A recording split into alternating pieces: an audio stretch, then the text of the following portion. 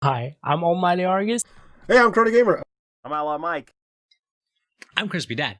I'm Julio_GX. Hi, I'm Spaced. It's Mark to the Future. Hello, I'm Wekizz. Hi, I'm Cagematic, and I'm a parent of Twitch. We're all. Parent of Twitch.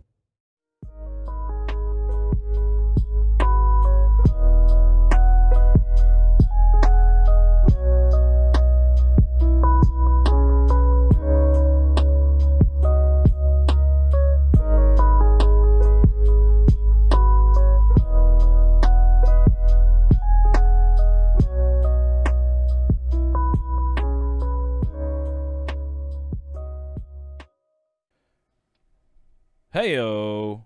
How's everybody doing today? Hope you guys are doing great. I'm doing awesome. How's everybody doing today? What's happening? I'm Cagematic. To my right, to my this direction is Mike, OutlawMyke, and then down here is Wekizz. As you guys probably everybody knows, we are still waiting on our guest of honor, so we thought we'd just pop in and say hello to you guys and see what y'all are up to. Hey! All right. Hey, drop down. Ziggy! What's up, Ziggy? There you go. Perfect timing. Wow. How's it going? Yeah. Ziggy. What's up, buddy? Good morning. Good morning, fellas. Oh, you're looking handsome this morning. Oh, thank you. Thank you. I got a new. It's Father's Day. It's Father's Day in New Zealand today, and I got a new. Mug. It says "The best life, dad life." Yeah, baby. Hey. Yes. Very happy with that. Hello, everybody. How are we doing? All good. All good. All right. So. Can you guys hear me all right? I can. So your birthday was recently. I can almost touch you, Ziggy. What's that? He wants I to can almost touch you. I know, you're so close. It's not like watching your stream. Now I can literally almost touch you. Almost. Real time. It's real time. You're one of my parent of Twitch stars, you know? Oh, thank you. I appreciate that. Honestly, yours is one of my go-tos every morning. Like while I'm driving, I like to just lurk sometimes and listen when I'm like, in between audiobooks or whatever. And yours is one I like to listen to. I've had that. I've had quite a few people say that they put me on the audio version of Twitch, so like they leave it running in the background of their phone. So when they're driving home or something, and I'm like, am I a good podcast? Like, am I a good radio voice? Like, what's going on here? Hey man, that's you're entertaining, and maybe you are very entertaining, sir. If you like that sort of stuff, podcasting is so much fun. It is a lot of fun. Yeah, I used to do radio ads when I was like 19, 20 in New Zealand. So I used to do like all the radio ads for like this week it's $10 million on the lotto. So, come and buy your ticket, like that sort of stuff. And it was really fun. It was really, really good. But yeah. Yeah, I haven't done that in a while. All right. Well, it's good to have you on, brother. I have a first question. All right, cool, Sure. cool. Low volume. How do you eat kiwi? How do you eat kiwi? Do you mean the kiwi fruit or the kiwi bird? You decide. Oh, wow. You can. Yeah, I didn't even know you could eat the kiwi bird. So if you That's eat the where kiwi, my head went. if you eat the kiwi bird, you go to jail. Oh, he's like your national, because he's your national like mascot, right? Your national bird. Oh, that's like trying to eat bald eagle soup. Yeah, that's awful. Is that a thing?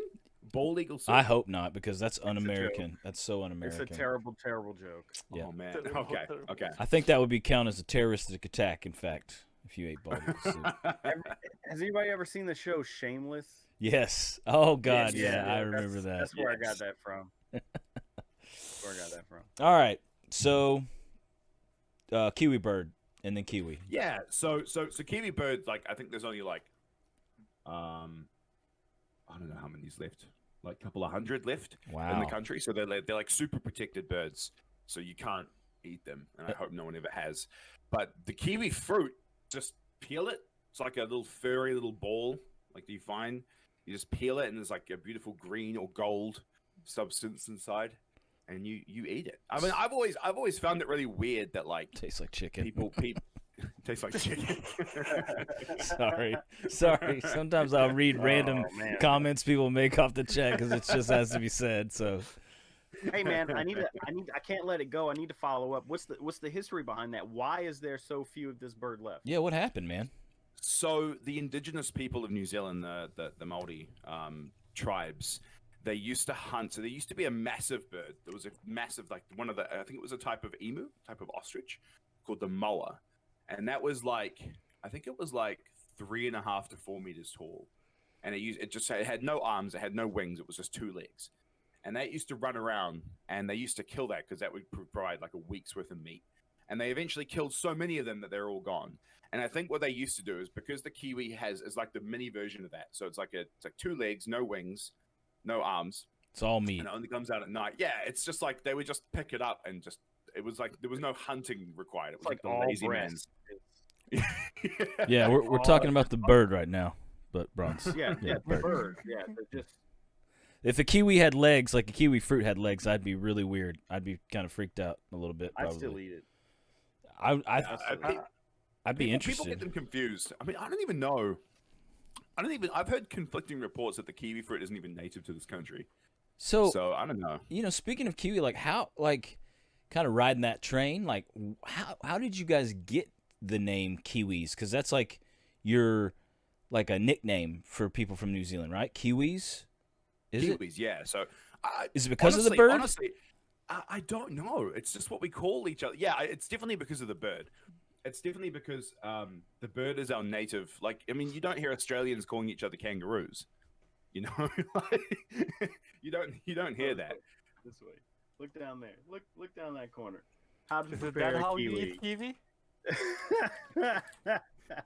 What's that? It's just turn either way around. Wait, I can flip it. You can So, oh no, I don't how need to to eat flip a it. kiwi. Oh no, your image. Oh.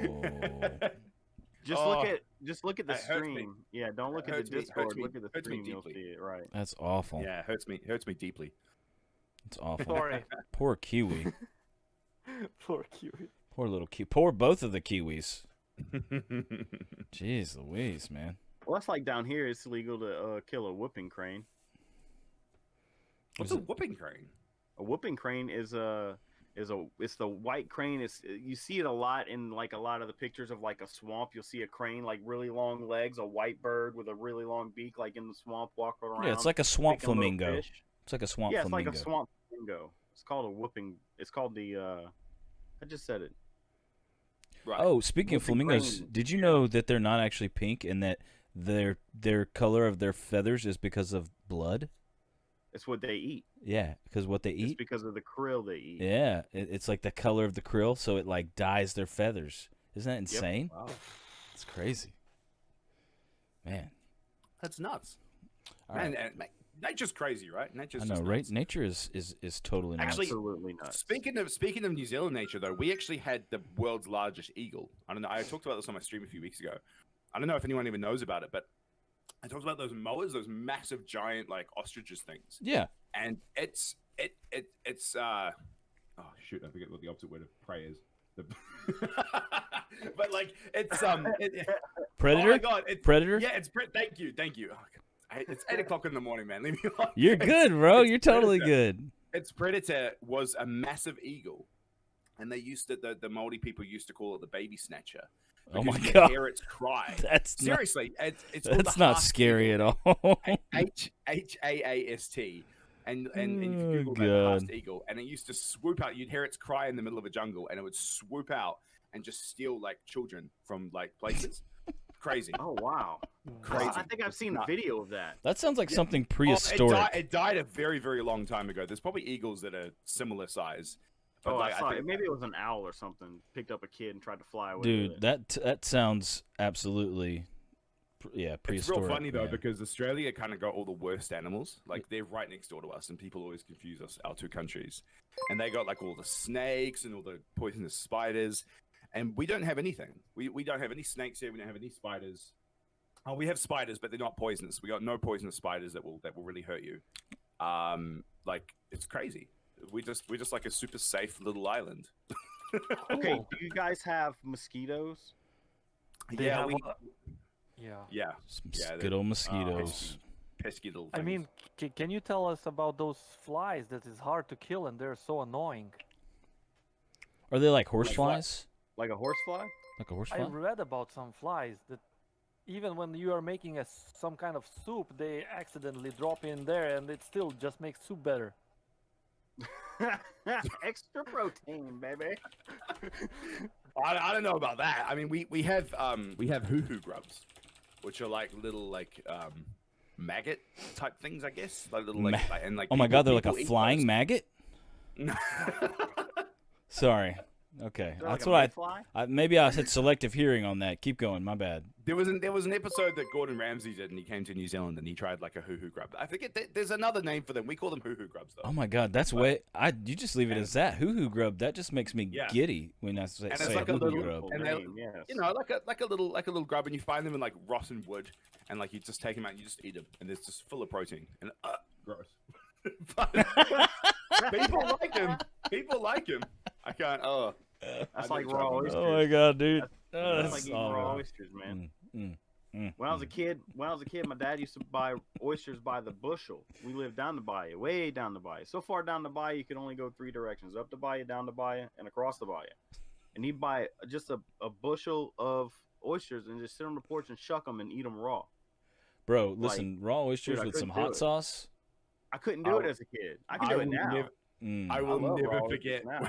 when I was walking through the supermarket at like, because we got a little oyster town down the very bottom of the South Island, close to the South Pole. When you say called oyster Bluff. town, it's like that's their main.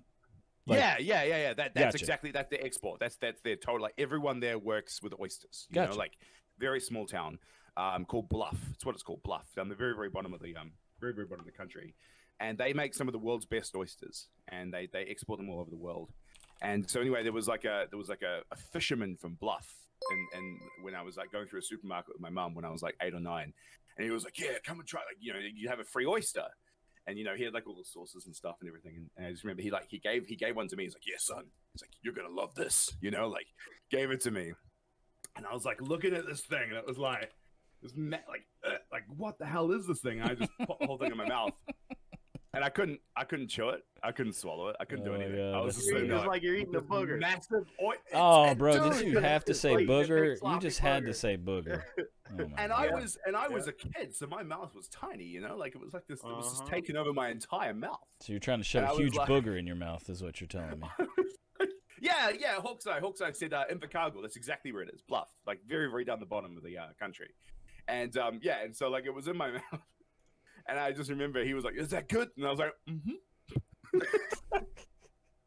And then I was like, just really silent, just walking around the supermarket, like 3 aisles down, just not speaking a word, not saying anything. And my mum was like, "You all right?" I'm like, "Mm-hmm." She's like, "Is that oyster still in your mouth?" I was like, "Mm-hmm." Like, are you sure you're okay? Are you positive? You look a little green. You look a little. You look a little green there. It was like, are you sure? I'm like, "Mhm." I'm like, I love how you're like, were you holding it in your mouth? Is that why you weren't speaking? Because yeah, you're like, yeah, I couldn't do it. It was like, you're like, it was I'm not on my swallowing tongue. I was this, like, Yeah. but I'm not spitting it out either. There was no way to spit it out. oh man, no. What could I do? I didn't have any tissues. Like there was no, you know, bins or anything. Oh man. Oh, I eventually, like, my mum got a tissue and I spat it out, and I've never had one since. I'm not touching those again. It must be a dad thing because now I like raw oysters, but I gotta put Listen, some with Tabasco on it. with Maybe hot maybe sauce, I'll they're try one on my awesome. steam one. I'll try one on my stream. one Oh, day. you should, There dude. you go. Yes, yes. But as I know, you don't get a raw ostrich from a shop. They're already cooked in the ship. When they catch them, they instantly cook them a little bit, not much. Oh, really? Yeah, I know that. otherwise they will go instantly bad. Like Yeah, they do go Wow. bad Wasted. pretty quickly. Yeah. Pretty quick. So yeah. they're like Like they're They're like cooking not inside like the cook them. You can get their pasteurized is what it is. Whenever you Yeah. go, they get them and they bring them to a packer, which will either just pack them in like 50-pound sacks, or will shuck them and put them in water in gallons, and they pack those in like I think they came in 6-gallon cases, and they pack them with ice, and you gotta stay on top of the dates. Like the USDA comes and does inspections of every warehouse that sells them. I used to work in a warehouse that sold those, and I used to have to do the inspections and stuff. Yeah. I even had to go to the packer to pick up orders before, and like saw their whole operation and stuff. So it was pretty crazy to see how they do that. And it's pasteurized, but they're not exactly raw, but they still have the consistency of raw. And most restaurants that sell raw oysters, at least around here, they'll take just an oyster shell and put a raw oyster out of the gallon into the oyster shell and serve it like that. You're getting a pasteurized oyster. Pasteurized oyster. Unless you watch them shuck it fresh, then it's a I like oysters. I can eat eat them like raw, like you say, straight from the shop, no problem. All right. So let's talk about you a little bit, Ziggy. Let's talk about what you do, why you do it, stream wise, like what kind of games you play. What why do you play them? Is there like a specific reason, cuz everybody has some like why they play a game, whether they like it personally or they played it back when they were like in high school or something, whatever it may be.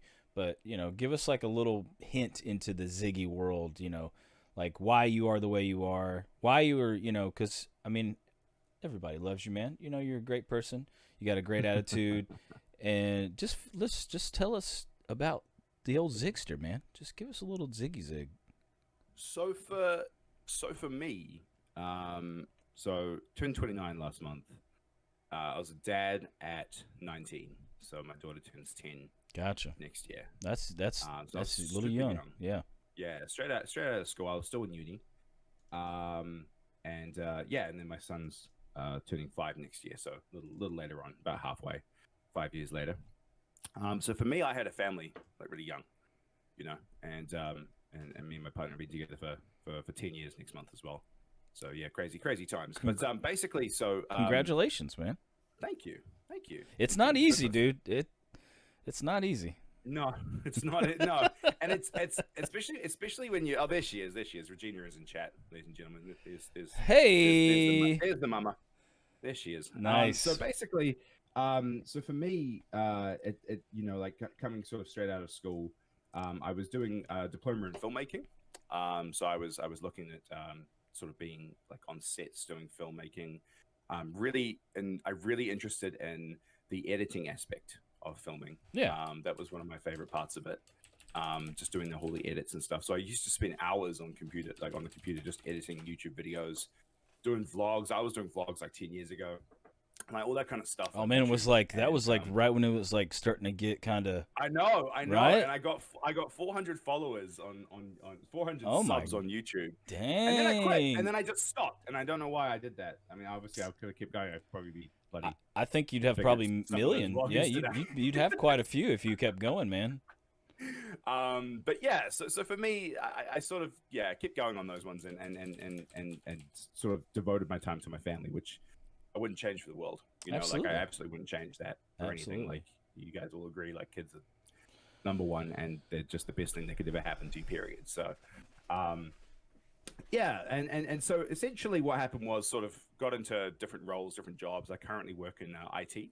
So I currently work for I'm the service desk team leader where I am in New Zealand. So there's myself and one other guy for about 900 staff.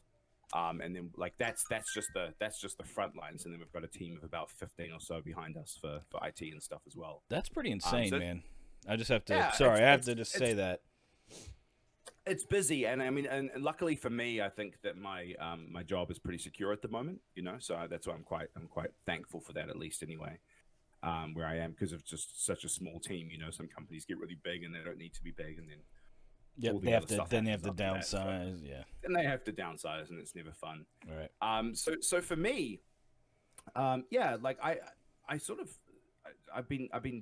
had a Twitch account now for about 2 years, and I've just sort of been watching people, watching different gamers, watching different streamers, and so there was a time when I was sort of watching this, and I was like, I think I can do this. You know, I was like, I think I can do this. Yeah, I think it's possible for me to sort of, if I put my mind to it, if I like, you know, you don't need a lot of equipment, you don't need a lot of gear, that kind of stuff. But you know, I just oh, sorry, it's my cat. She's Hey man, it's all good. Listen, you can't tell a cat what to do or where to go. No, I know. Okay? You just have to get out of the way.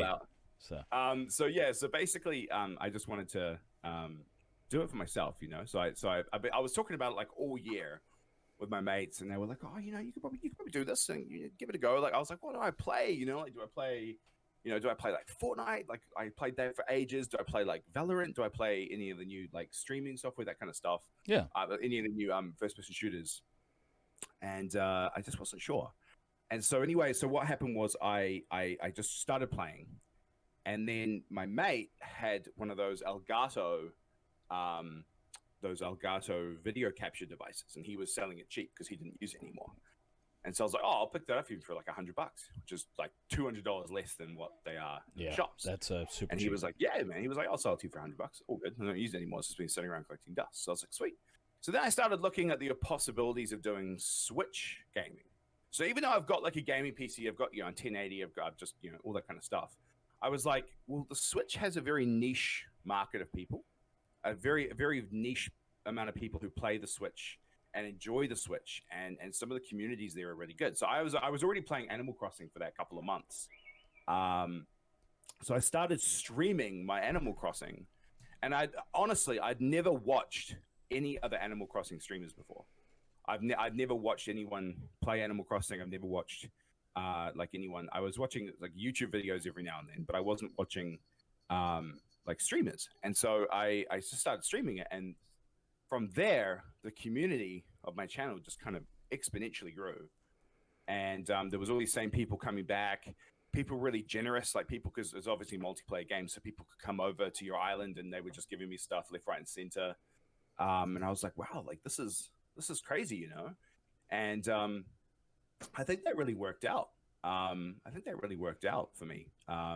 Is that kind of how you got your base, base fan base with the Animal Crossing? Correct. Yeah, the majority of the people who come into my stream most of the times I stream are there for Animal Crossing, or at least they were originally. Yeah. You know, like I've kind of starting to branch out a bit. Like I was playing like other games. I try to play memeable games, like games that are funny for chat to watch. Because for me, the streaming isn't so much about the games, because I've never been a big game person.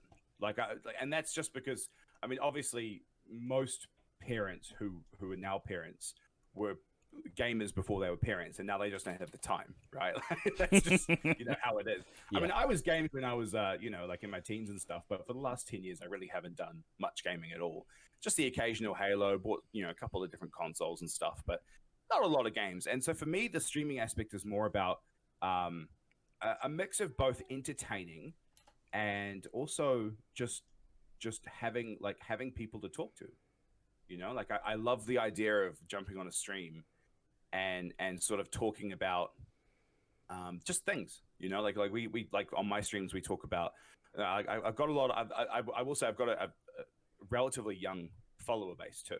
Yeah. So like some of the guys on my stream are, you know, 13, 14, 16, 17, because, you know, like Nintendo Switch, you know, generally has a young player base, but there's also a bunch of oldies too, like people who are way older than me, and people who are my age as well. And so like it's really cool because we just talk about everything. Like we had a whole sort of session where a whole sort of stream where we were basically just talking about depression and anxiety. And you know, just like, because a lot of people will watch someone online, right? And they'll watch someone be silly and make them laugh, and they think, oh man, I wish I was like them. Like I wish, you know, I didn't have my problems. Right. But everyone has problems. You know, everybody has their issues. Yeah. And it's really easy to throw it behind a camera and be like, hey, I don't have these problems, blah blah blah. I'm Kim Kardashian. I can do whatever the hell I want, you know. and people don't really understand it. So it's, you know, we talk a lot about everything, you know.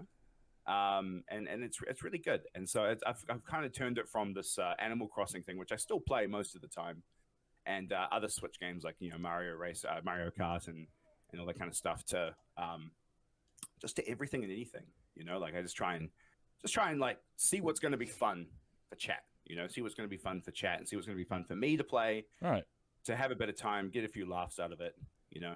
I don't generally stream for more than 2 or 3 hours at a time. yeah, it's kind of hard too. I don't really like 6-7 hour streams. It's too draining, you know. It's too tiring. So I totally get it, brother.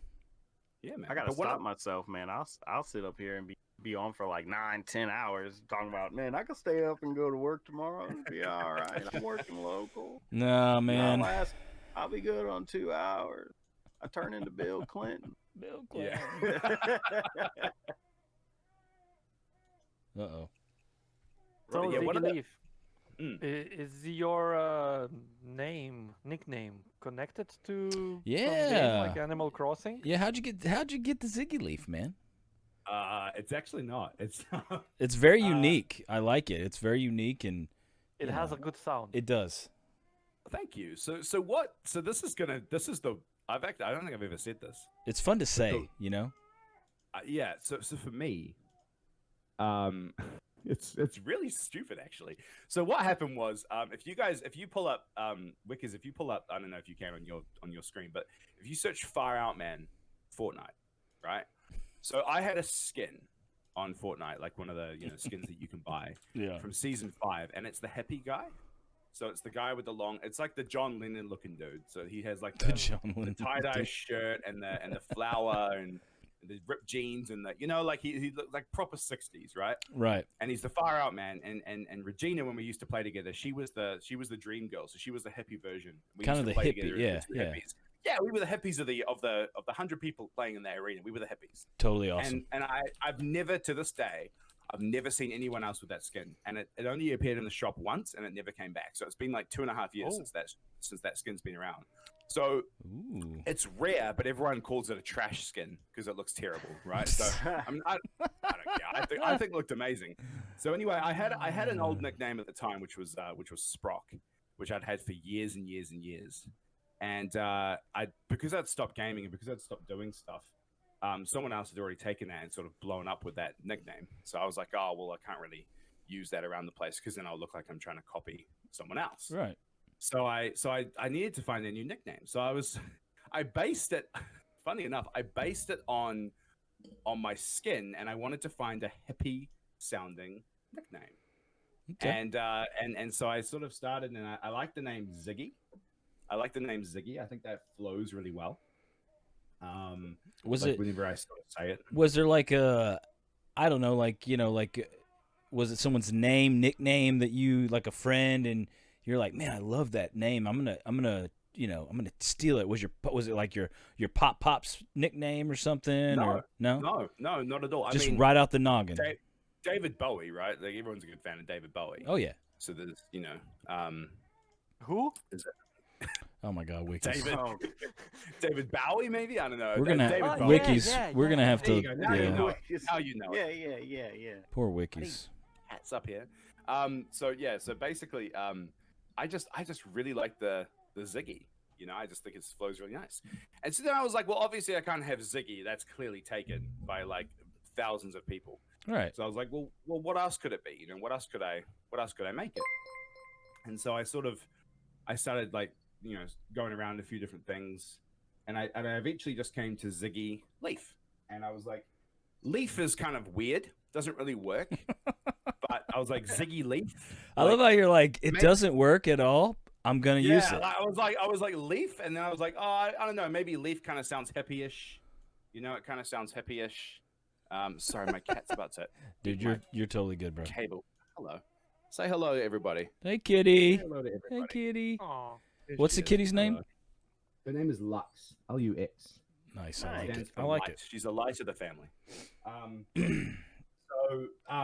Basically, yeah, I came to Ziggyleaf, and I was like, I don't know. Like that's kind of weird. So I changed it. No, like I Google searched it and there was nothing.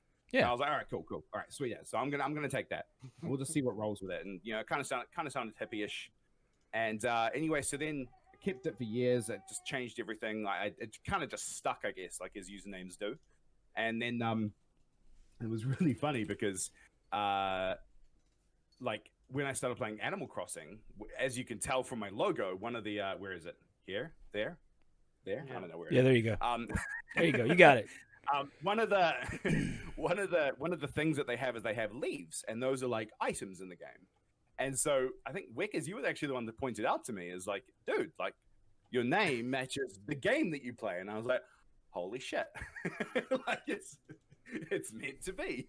So I saw you first time with that game, so I was just, let's see, maybe that leaves will fit perfectly. And then- yeah. It was perfect, dude. It was flawless. So yeah, so that's kind of where my name came from. But I've had a lot of compliments since then about like just the Ziggy aspect, and I think it is quite catchy. It is quite a catchy name. It is. Ziggy. It rolls off the tongue very, very well. Yeah. Ziggyleaf. Like it really doesn't have any connection to my personal life at all. Like none at all. Like my name is Dan. Like my name is. I was born Daniel. Well, that's good. When people try to stalk you now, you'll be good. They won't. You know what I mean? I mean, I don't mind. It's purely marketing and it's genius. It is pretty sweet, man. It works. Pooty. Daniel. Yeah. I rated some guy once, and he's a singer, and so he was singing. He had the ability to sing. Like you could request a song. Yeah. And he had Elton John Daniel, which is what I was named after. And so I was like, oh, sing this, and he sang it for me. And it was perfect, and I was like, oh, it's just perfection. And he was like, who did that go out to? I was like, me. So every time I go into his town, he's like, hey, Daniel. Nice. Well, now we know what you're named after. But didn't saw the song. Yeah. So I guess your parents were a little bit of a Elton John fan. Well, actually, the funny story with that, and it's really good for today, without getting political. My mum wanted to call me Daniel because she loved Elton John, and my dad wanted to call me Donald. And let's just say I'm very glad that I wasn't called Donald. Because that would be an interesting time in 2020. But yes, so she prevailed. Right. So she prevailed. So thank goodness for I think that. you would change to Dawn at least. Oh yeah, but even the Dawn is still it's still You can't really like escape it. you're like still can't really leaning escape away, it. but you're still attached. You know. Yeah, I'd have to get brave and just go by Donna. Listen, this is the time to do it. I mean, it's all about. Yeah, my name's Donna. It's all about you know. I'm not Donna? changing Yeah, nothing. Donna. Just call me Donna. Yeah, Don't wear it out. I'm Donna. You're gonna be like Sting or Donna. Prince. Like you're just Donna. That's it. Meet me down at the pub. My name's Donna. I don't have a last name, a middle name. It's just Donna. Yeah, actually, good point. You don't associate Donna with any of that. So do you have? Let me just let my cat out. One second. Let me just You're let my fine. cat out. Take your time, brother. Let your cat out. I got a cat What's that his has name? that. Dono. Donna. I got a cat that's got that same pattern, that like orangish, blackish, whitish, like weird. Guys, while he's AFK, What's up? that logo, who can guess how long it took me to make his logo? Who's Ziggy's? Yeah. 5 30 minutes. 5 minutes, yeah. I won. What do I win? Nothing. Okay. I don't know. I beat you, Pooties. I beat you, Pooties. Excuse me. Bro, I'm gonna have And to to. be honest, one of the best logo ever. It is because it's like super. It's like chill and like simple, is why I like it. You know, I do have an advantage. That's true, Pooties. Hey, you know what? Now I'm gonna take my turn. Did you just say it took 5 minutes to create my logo? No, he said it took 5 hours. I had my headset on. Oh shit. Okay. Well, there's no going back now, Wekizz. No going back now. I'll be right back too. Hey, chat. If anyone wants to make me a new logo, 10 minutes. Yeah, he's like, I need at least 10 minutes of work put into this, at least. I'm taking requests. So, Did you have like a No. Make it better logo in less time. Yeah, true. No. True. Did you have like a what's the word I'm looking for? Like a strategy when you're like trying to get your stream up and running? Did you have a specific strategy in mind, or were you just like, you know what, I'm just gonna play, and if people come, people come? Yeah. So for me, it was definitely that. There's a lot of streamers out there who do really mundane. Like I don't want to shit talk anybody because everyone's hustle, you know. Like, but there's a lot of people who do like sleeping streams.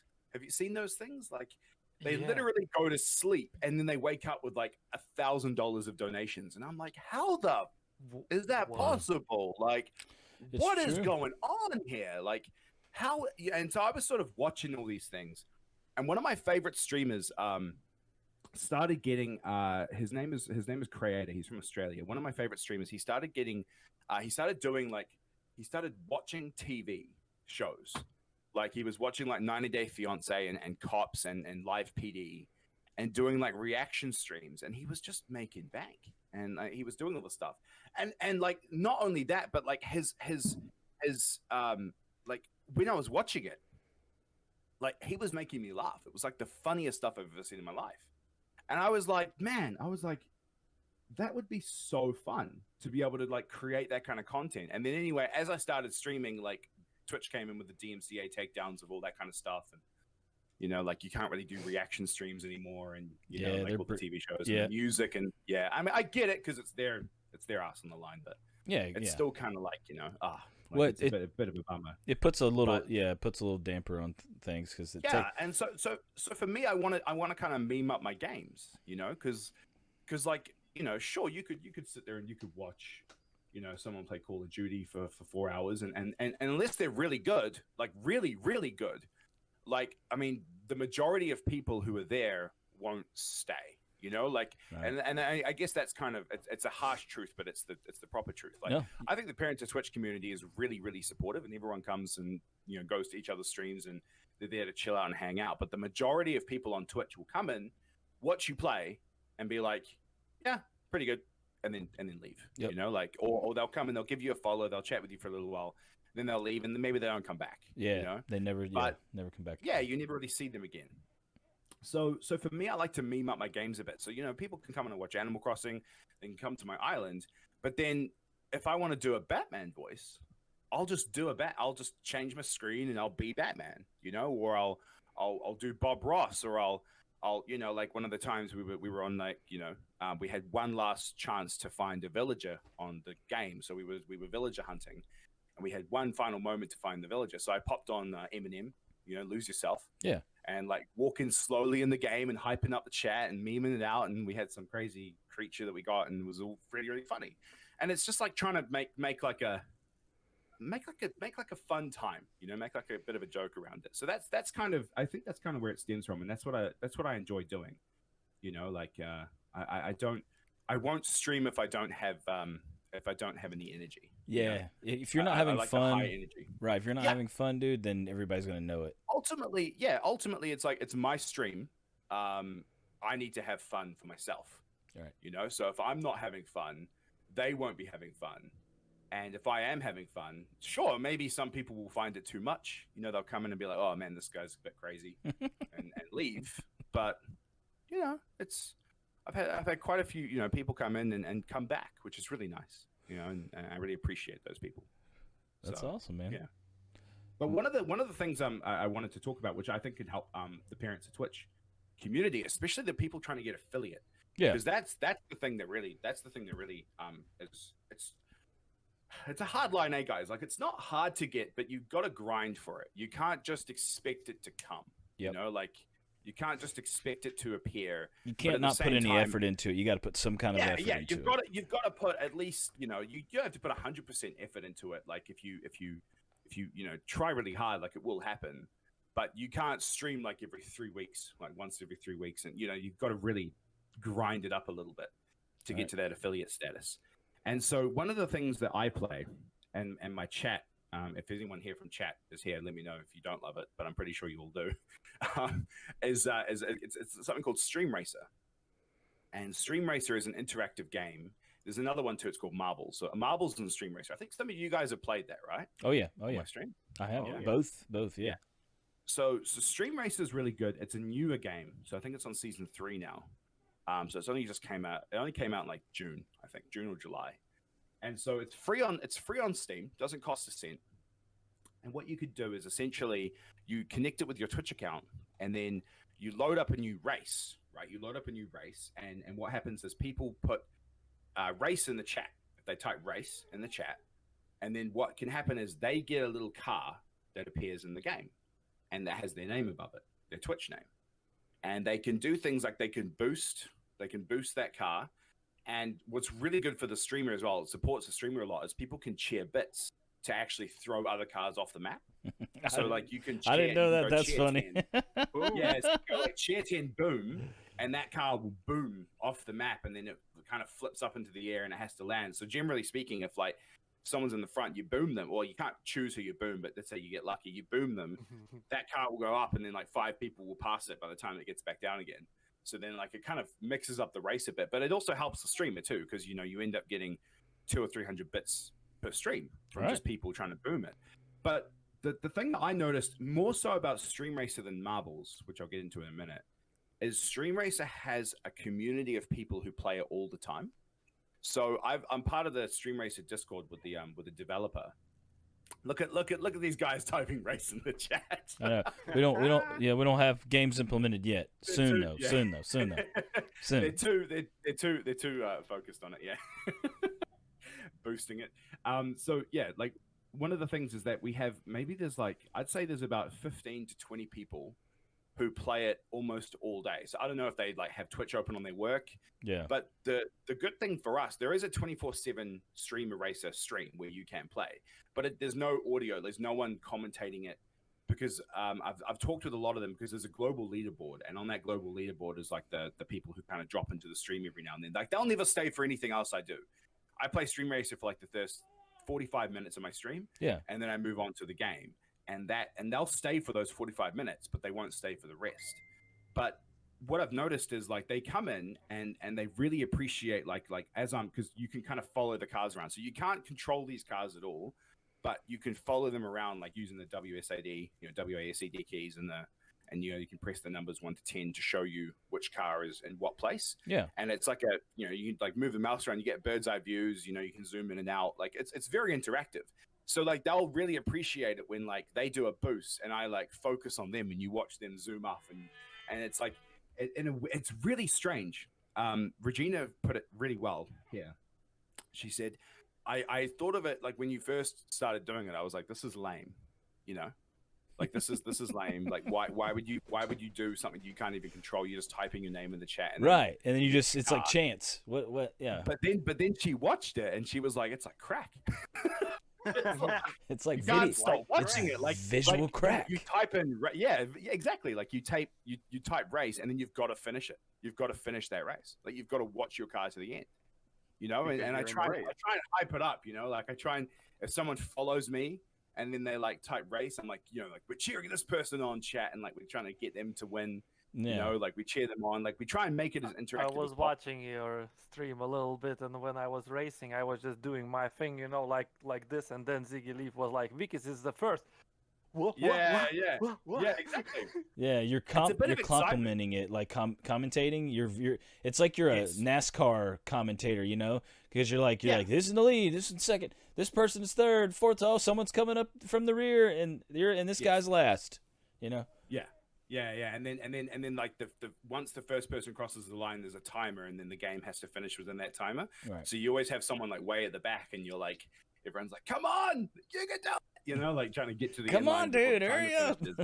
There's just so many interactive points about it. Like, so I definitely recommend it. Because on average, sometimes I'll do an entire stream of just Stream Racer and Marbles. I won't do anything else. I'm just there to chat. It's a really, really good game if you just want to chat first, Right. Like I like to ask my chat how their day was, what they got up to, or, like, because for me, like I'm sleeping when they're having their day most of the time. So they'll get up in the mornings and, like you guys in Cage, you come in the mornings and stuff as well.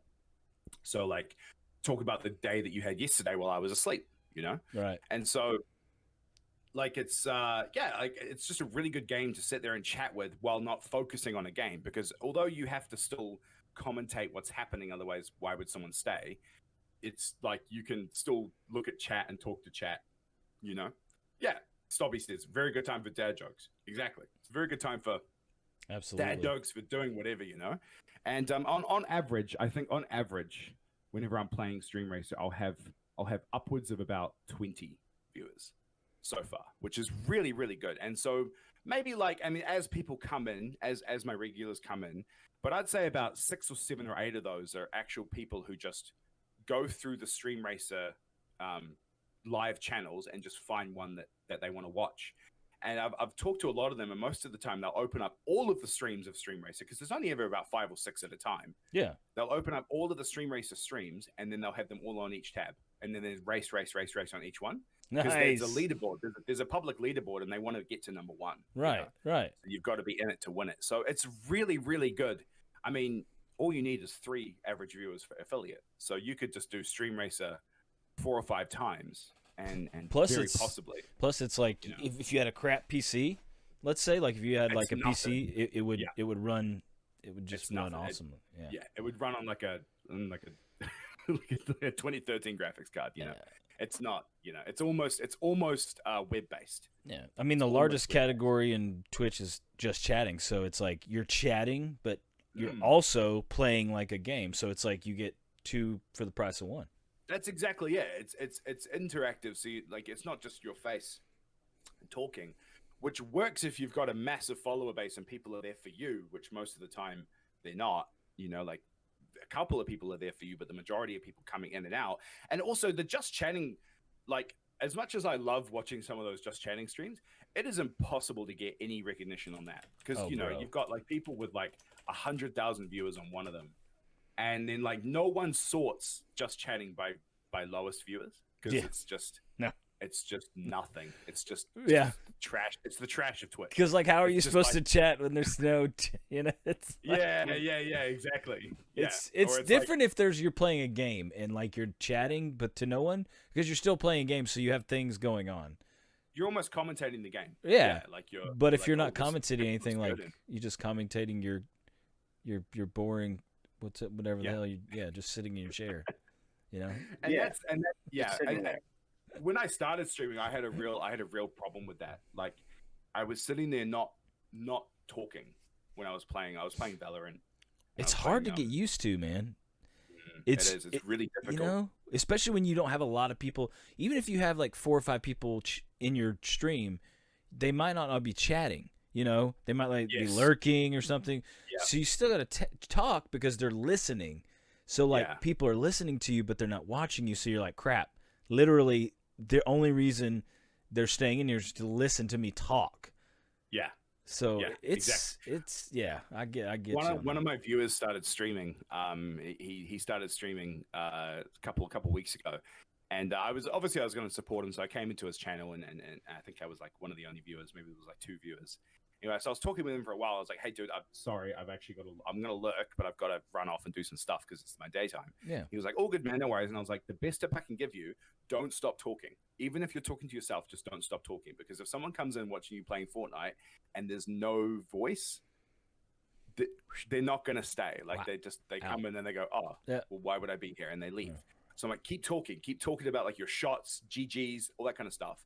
And anyway, so I came back 20 minutes later, and he was talking, and there was like 2 other people, and I was like, "Yes, like you're like, you just talk. There you go. Like, just talk, just man. Talk. Yeah, you just talk. You just keep talking. If no matter what. If you don't have anything to say, just start telling stories about something weird that happened to you earlier in your life. You know, talk about weird, crazy stories that happened when you're in a rock band in your 20s. You know what I mean? Just talk about strange stuff like that. Like people will be like, "What the hell is this guy talking about?" And they want to listen to you because they're like, "I have no idea what he's talking about, but I gotta hear it." It's like a car crash, you know. You don't want to. It's like a car crash. Yeah. No matter who you are, it's like a human instinct to want to learn. Right. So it's like even if you go, "I hate watching documentaries," like you're still gonna sit there and listen to someone talk about something you don't know for 20 minutes, right? Because you want to know about it. Like, if you've got the time. Damn it, they know something I don't. Exactly. I must listen. Oh man. Yeah. Must listen. All right. Does anybody in the chat have a question for Ziggy? By the way. Ooh. And Yeah, you can just type your chat. yeah, your just question, chat, whatever. Old surf dad got the best stories. Yeah, I mean, yeah. He's old and he's a surf dad. So yeah, dude. I mean, he's got plenty of stories. It's man. crazy the type of people we have in the community. Like, awesome. you know what I mean? Like some of the stuff they've done and crazy. Okay, Pootie's asked, can he move in with you? Yes. Next. Did you ask your wife about it? Did you? He's got to ask the wife about it. Regina, is that all good? Yeah. Yeah, because she's in chat. She's like, put me on the spot. Why don't you? Okay. Oh, man. Why do you hate apples, Ziggy? I want to know this too now. Hate apples. Yeah. No, hates apple. Oh, it's a character. Oh, you hate Apple. Okay, gotcha. Oh, My bad. I was My thinking bad. The phone. I don't. We deleted our game and we started again because I wanted to do it with the community this time. Yeah. And we had to leave. We had to leave Apple behind. We had to leave Apple behind. So It's all sad right. times. Listen. F's in the chat for Apple, everyone. Yeah, F's in the yeah. chat. Everybody, look, give us some F's in the And chat. I worked for Apple for 7 years. Oh, is that what you mean? Hang on a minute. You're not talking about Apple the character. He's talking about Apple the actual company. Okay. Yeah. Okay, that's what I thought. First, I thought he was talking about the fruit. There's my answer about Apple. I love apples, the fruit. And I was like, who hates apples, man? Jeez. Ziggy's. I was like, that's Ziggy's dark secret. He's so friendly, but he hates apples. You're just gonna straight up disconnect me from the chat. Like, what do you mean you hate apples? What do you mean you hate apples? Ban DC. No, it's a company. I don't hate apples at all. I've got like iPhones and Apple products. I've got my Apple. I still have Apple products everywhere, but I worked for them for 7 years, and just some of the behind the scenes stuff that they do, their public facing aspect versus their internal aspect is very different. I got you. There you go. There you go. Yeah, dude. Yeah, those are probably trade secrets, though, man. Yeah. NDA. No, well, that's the thing. You can't really talk about them even after you've finished working about it, because you can get in trouble. But first rule of Fight Club: don't talk don't talk about Apple Fight Club. Club. That's, however, because I worked for different companies for 7 years, and I guess for me, like in terms of the companies that I worked for, like I worked for smaller resellers, and I love them to pieces, like the actual companies. But the actual company itself is just different than what I expected. Right, because they have to have a hand in the jar. Value. Right. Well, they do. They have to. I mean, and they're a $1 trillion company. You can't be a $1 trillion company without, without doing that kind of stuff. Without making products that are designed to break. Yeah, like Steve Jobs was an asshole. Like it's and that kind of comes down to it. But I mean, from what I've learned, especially like as I've matured and moved on to other companies, is that companies are really the same. Most companies are on face value different from what they are internally. And it's what happens. Like I think they mean well when they start out, and they're like a smaller company and they mean well, and like they might be family owned or something, and then the money starts talking, and then it's like other people get involved that aren't in the family or something maybe, and investors come in, and it becomes about money, and then you're chasing the money instead of chasing the dream. Because that's a good one. Chasing the money instead of chasing the dream. I like that. Yeah, it's because a lot of people say, "Oh, like I'm doing this for the money," but it's like you never started out that way, right? No one, like money is definitely an aspect in everybody's life, right? Everyone needs money to survive, but like you don't start something that you're really passionate about, being like, I can't wait to make $1 million off of this. Right? You don't. Like, you start because you're like, I love doing this, and if this makes me $1 million, holy crap, that's amazing. But you don't, it's not the other way around. So yeah, chasing the money instead of chasing the dream. And I think most companies get to that point, sadly, whether it be through investors or people that leave, or co-directors, outside forces. So I don't hold any grudges against any company. Like it is what it is. But yeah, gotcha. Mike, Wekizz. Oh yeah, your favorite Star Wars character. Oh, okay. So you brought this on, Wekizz. All right. Dude, are you ready? We were so far from Star Wars. You just. I'm We've I'm just converted checking, is Wekizz. he Maybe one we've of my converted type or one of Wekizz. your type. I I'm have about a to feeling make he's I'm one- about to make Cage leave his desk. I haven't seen the prequels. Oh, And Oh, really? he's one of my type. He's one of I my haven't type. seen- I felt it. I've I seen. felt it. I watched the first. I watched. I've seen A New Hope. Okay. Then I saw the Force Awakens, and then I Okay. was like, I should probably watch the other two.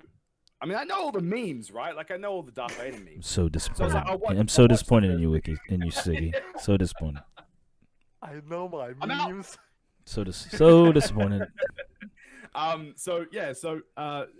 I watched them. And I loved them, and then I had all these people being like, "Don't watch the prequels. Don't watch the prequels. They're the worst thing ever. They're the worst thing ever." And I'm like, "All right, I'll just stick to the trilogies that I have." And then I watched The Last Jedi, and I was like, "Okay, all right, this is all right." And then I watched, and I didn't see the last one in cinemas, but I watched it at home. Gotcha. It was Yeah, okay. this is the thing. Like everybody says they hate the prequels and stuff, and the thing is about it that I feel like is, even if it was like not the best movie, and it was just okay, I'm just happy that they're making Star Wars movies. Yeah. I loved Rogue One. Couldn't get enough of it. Thought it was fantastic. So I'm gonna go ahead and I'm gonna say my favorite Star Wars film was Rogue One. Yeah, that's a good one. It was the first like branch off that they made from the the whatever 9 movies. Yeah. So and they did a good job. It was and people were worried about it. Especially for the part me. at the end. Yeah, I think if I'd watched Star Wars when I was a kid, I mean, like I was a kid in the 90s, so it still would have been 20 years old at that point. But I think if I'd watched Star Wars as a kid, I maybe would have a better appreciation for the original movies. But I mean, they aged really well. Don't get me wrong. Like you watch them, I watched them like 4 years ago now. Yeah. Or 5 years ago, and they were really good. But like they just some of the stuff, like some of the CGI and bits and pieces, it's hard to get into films that are old unless you've watched them in that time. Right. So I think we're gonna. I've had this chat with my friends, and some of them are already staunch. Like no, that's not true. Like films are great forever. But I think we're going to see a lot of the younger generation of today, like all the TikTokers and all the Gen Zers, I guess you call them.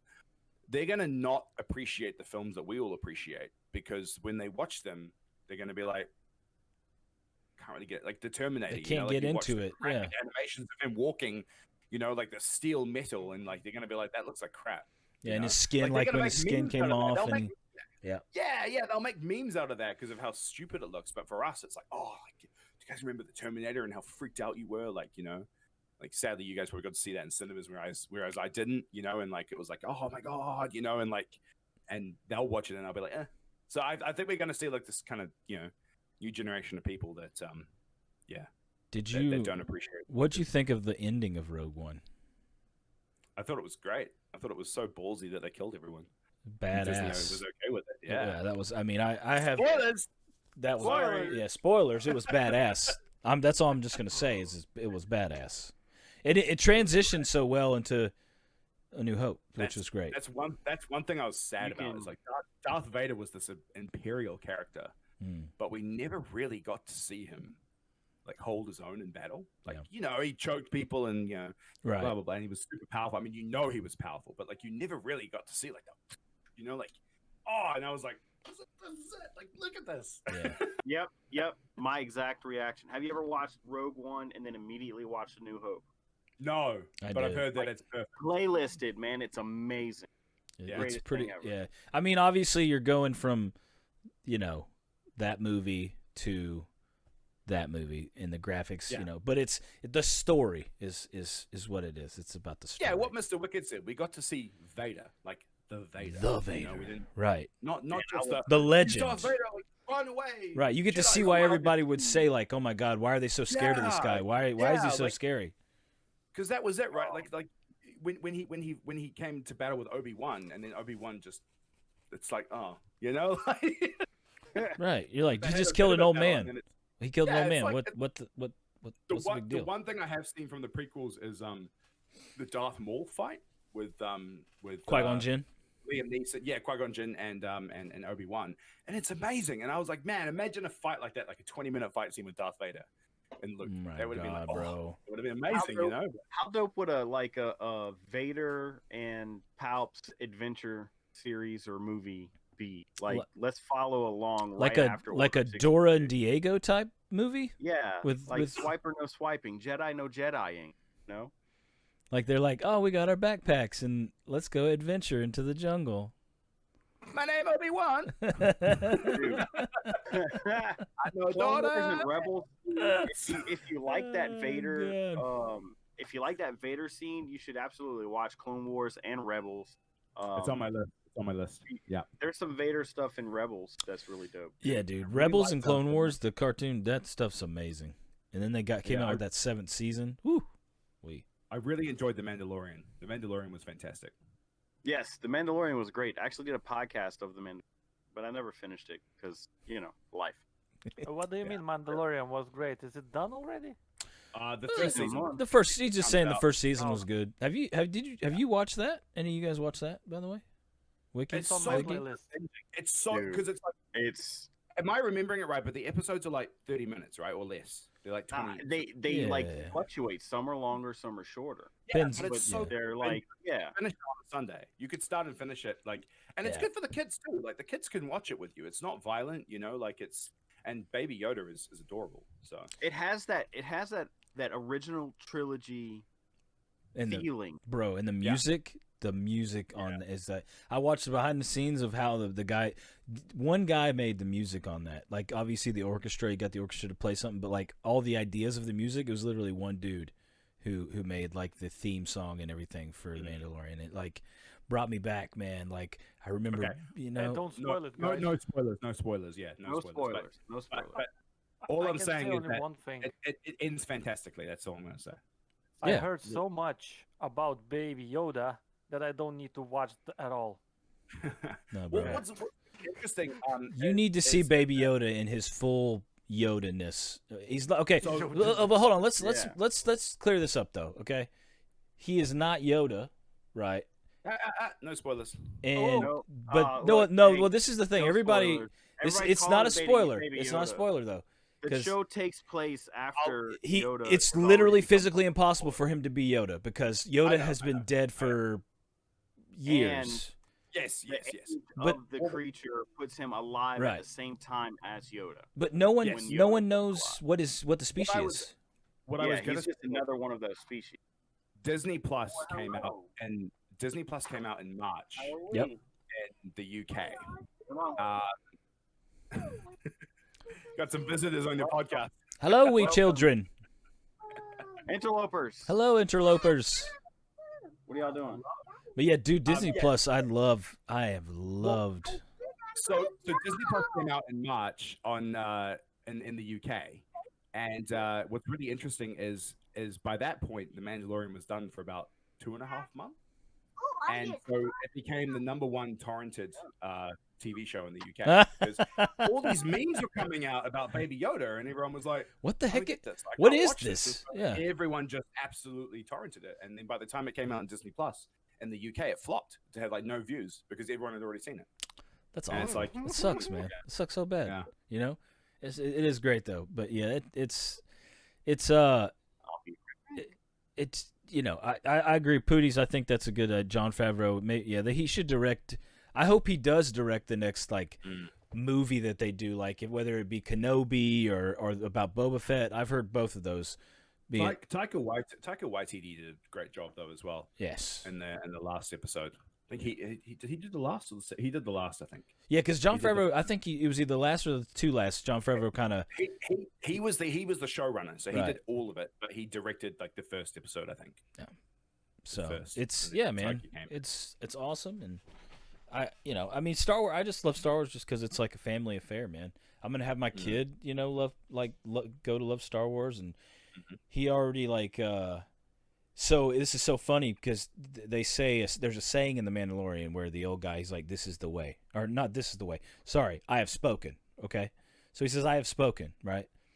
And I joked around with my kid, and I was like, you know what? I'm gonna say this to my kid, I tell him to do something, and he starts to backtalk me. I'm just gonna be like, "I have spoken." Such a good line. And he was crying, right? Or he was like, when they laugh cry where they're like, ha ha ha. He was doing that, and I was like, all right, now you're gonna have to stop crying. I have spoken. And he just stopped, and he just looked at me like this. And so I was like, is this just like, is this you know what I mean? Like, is this actually happening? Like, is he really going to be quiet every time I say something, or is he going to do it? Or is it just coincidence? Who knows, right? But yeah, man. So what keeps you going, Ziggy? Like, what keeps you my chat. What keeps you going? 100%. Like, you know what I mean? It's my chat. Yeah. It's everyone who comes and joins me. It's everyone who comes and says hello. I wouldn't keep going if people didn't come back to my streams. So go ahead, keep going. No, I was just gonna say like I could give you like 30 names of people right now who've just been so supportive of me the entire time, and some of them are in chat right here as well. Yeah, you've got a lot of them, so that's great, man. Yeah. So glad they're here, for brother. Me, it's them, you know, because like we you know, like we talk, like I said, we talk about everything, you know, like you can come, like in fact, perfect example would be, like Regina's my only mod, right? Regina's my mod. So like if I need help, I'll just shout out to her and she can help out, you know, on the stream or whatever. And so, there was a time when some kid came in and he was like, hey, my friend just killed himself. And she, and sorry, I know it's a bit crazy. She deleted the comment, but I saw it. Yeah. So I undeleted it because she was like, well, you know, you're in a funny vibe at the moment. You don't want to bring down the mood of the stream. I got you. And I undeleted it and I was like, Jack, I was like, let's talk right now. I was like, what's going on, man? How are you feeling? Like, you know? Yeah. And then like everyone else in chat was so supportive of him. Like even when I continued to play my game, everyone else was like in there, making sure he's all right, like saying, do you have anyone to talk to? You know? And I was like, man, like, that's cool.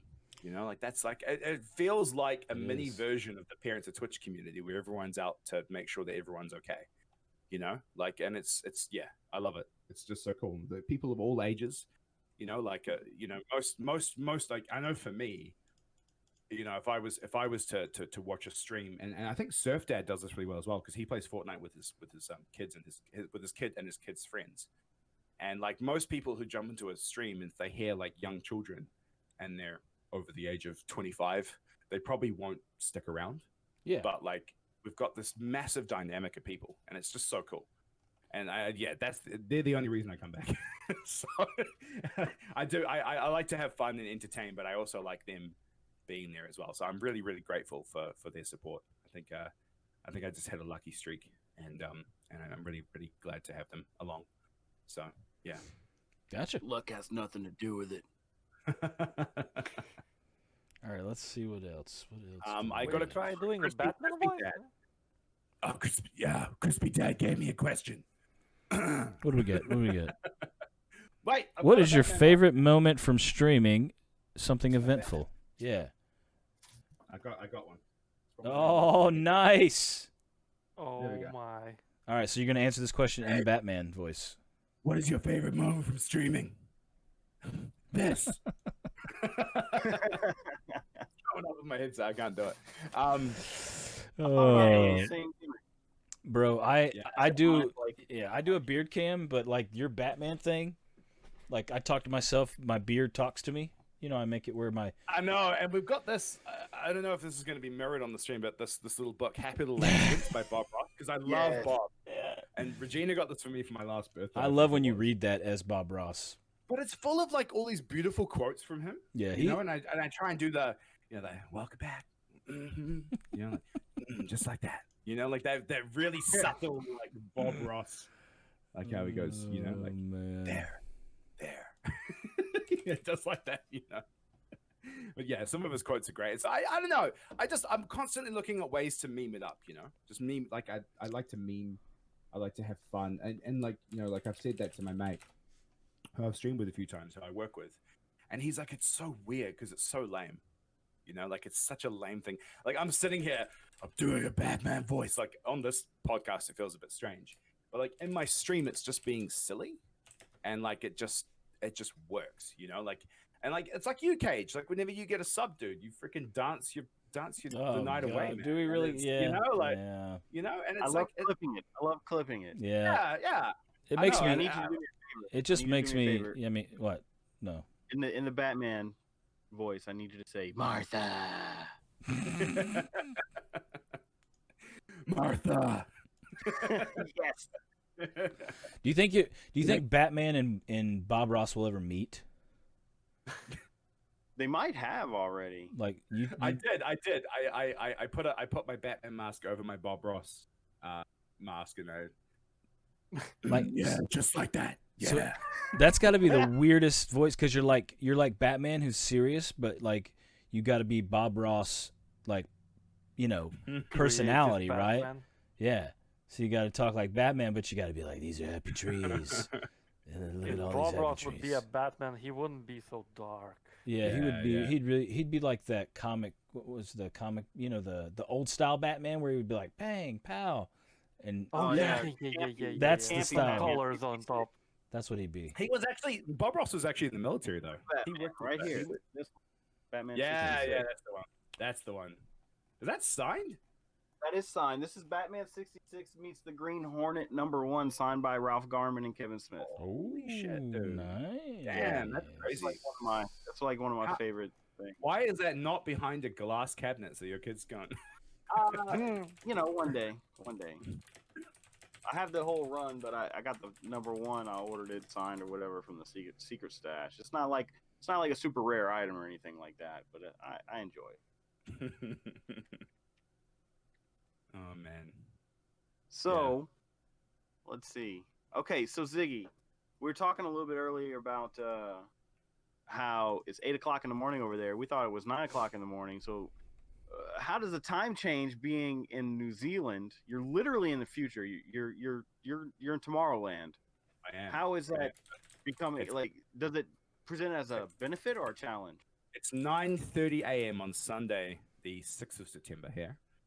Just gone 9:30, and it's interesting because we get I think, and I mean obviously not everyone, but the majority of Americans online don't get the perception of time zones, and it's really interesting when they when you're talking about something, and you're like, yeah, I just got back from obviously pre-COVID, I just got back from the latest film in the cinemas or whatever, and you're posting this on a /film or whatever forum, and you're like, how it's Wednesday, man. How'd you do that? And I'm like, well, so movies come out here on Thursdays instead of Fridays, so we get it like almost 2 days before the rest of the world, and and we get the same because we're part of the sort of Western world. We do get all those releases at the same time, and so it's like, yeah, it's just really interesting that they just get all angry and upset, or when the whenever something happens in New Zealand.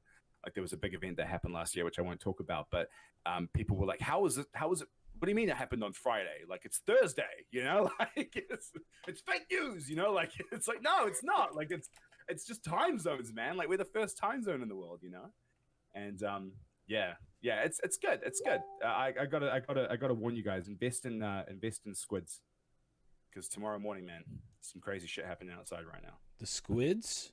I was about to say, at least we know that everybody's safe and the world is still here tomorrow. Yeah, that is nice. What is the future like, by the way? That's Mark. It's Mark to the future. He's asking, what is the future like? What is the future like? It's cold. It's cold and it's bright. Oh, wait, it's winter down there, right? That's right. It's spring now. It's spring now. Spring. Hey, Southern Hemisphere. So I got a question. So we call it summer, autumn, winter, and spring. I know you guys call it fall and summer. Yeah. Well, autumn. Well, fall. It's like fall, autumn. It's like interchangeable. Yeah. Sometimes we Sometimes we don't even have autumn or fall. We just have summer, winter, summer, winter, and it's like nothing in between. But speaking, I gotta ask you about this. Is there? Because I had a buddy who was from Australia, and somebody called him a Kiwi, and he got really upset. So is this like a made up thing, or is there like a rivalry between New Zealand and Australia? Don't ever call me an Aussie. Okay, so it's true. It's true. No. Okay. It's like a playful rivalry. So it's like an Ohio-Michigan war. I guess so. It's like I would say it's more like maybe you're right. I would say it's more like we say like America versus Canada, but there's really no they don't you guys don't really hate them on a level. Like so the thing about Australia and New Zealand is, for like the longest time, until Lord of the Rings, basically, New Zealand was just known as Australia, right? So wherever you went, I would sound Australian to you. But I genuinely hate the Australian accent. Well, that's a bit harsh. I don't like it. It hurts my ears because they have a very twang to it. Yeah. But it's like the southern hick of the. But for me, it's like most people is like for most people, like I sound Australian. So it's like really strange to me that you could think I sound Australian, but then I don't like Australian accents. So for the longest time we were kind of just bundled into Australia, and that kind of annoyed us. So we do everything together. Like we play all of our sports together, all of our rugby teams, our cricket teams, our tennis teams, everything, our netball, basketball, everything. Like because we're pretty much next door to each other. Yeah. Trans-Tasman rivalry is pretty strong in terms of sport. So because we're such a sporty country, it generally became a bit of a meme, I guess, back in like the 80s, 70s, 80s to kind of hate on Australia, like the older brother. All right.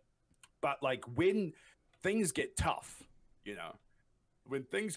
like they are our number one and we are their number one. You know, like if New Zealand had problems, like if New Zealand was invaded or whatever, Australia would be the first people here, without a doubt. And we would be over there straight away. Anytime there's any, like when we had a mining accident 10 years ago here, Australia sent crews over, like straight, like without even hesitation, straight away. Like and it's just like it's the same thing, like it's like a brotherly rivalry, I guess.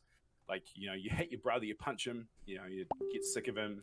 He winds you up, but then if something was to happen to him, you're there for him from the second, So it's like, it's more of like a meme now. If someone goes, "Hey, are you a Kiwi? Are you an Aussie?" Oh, like, don't call me that.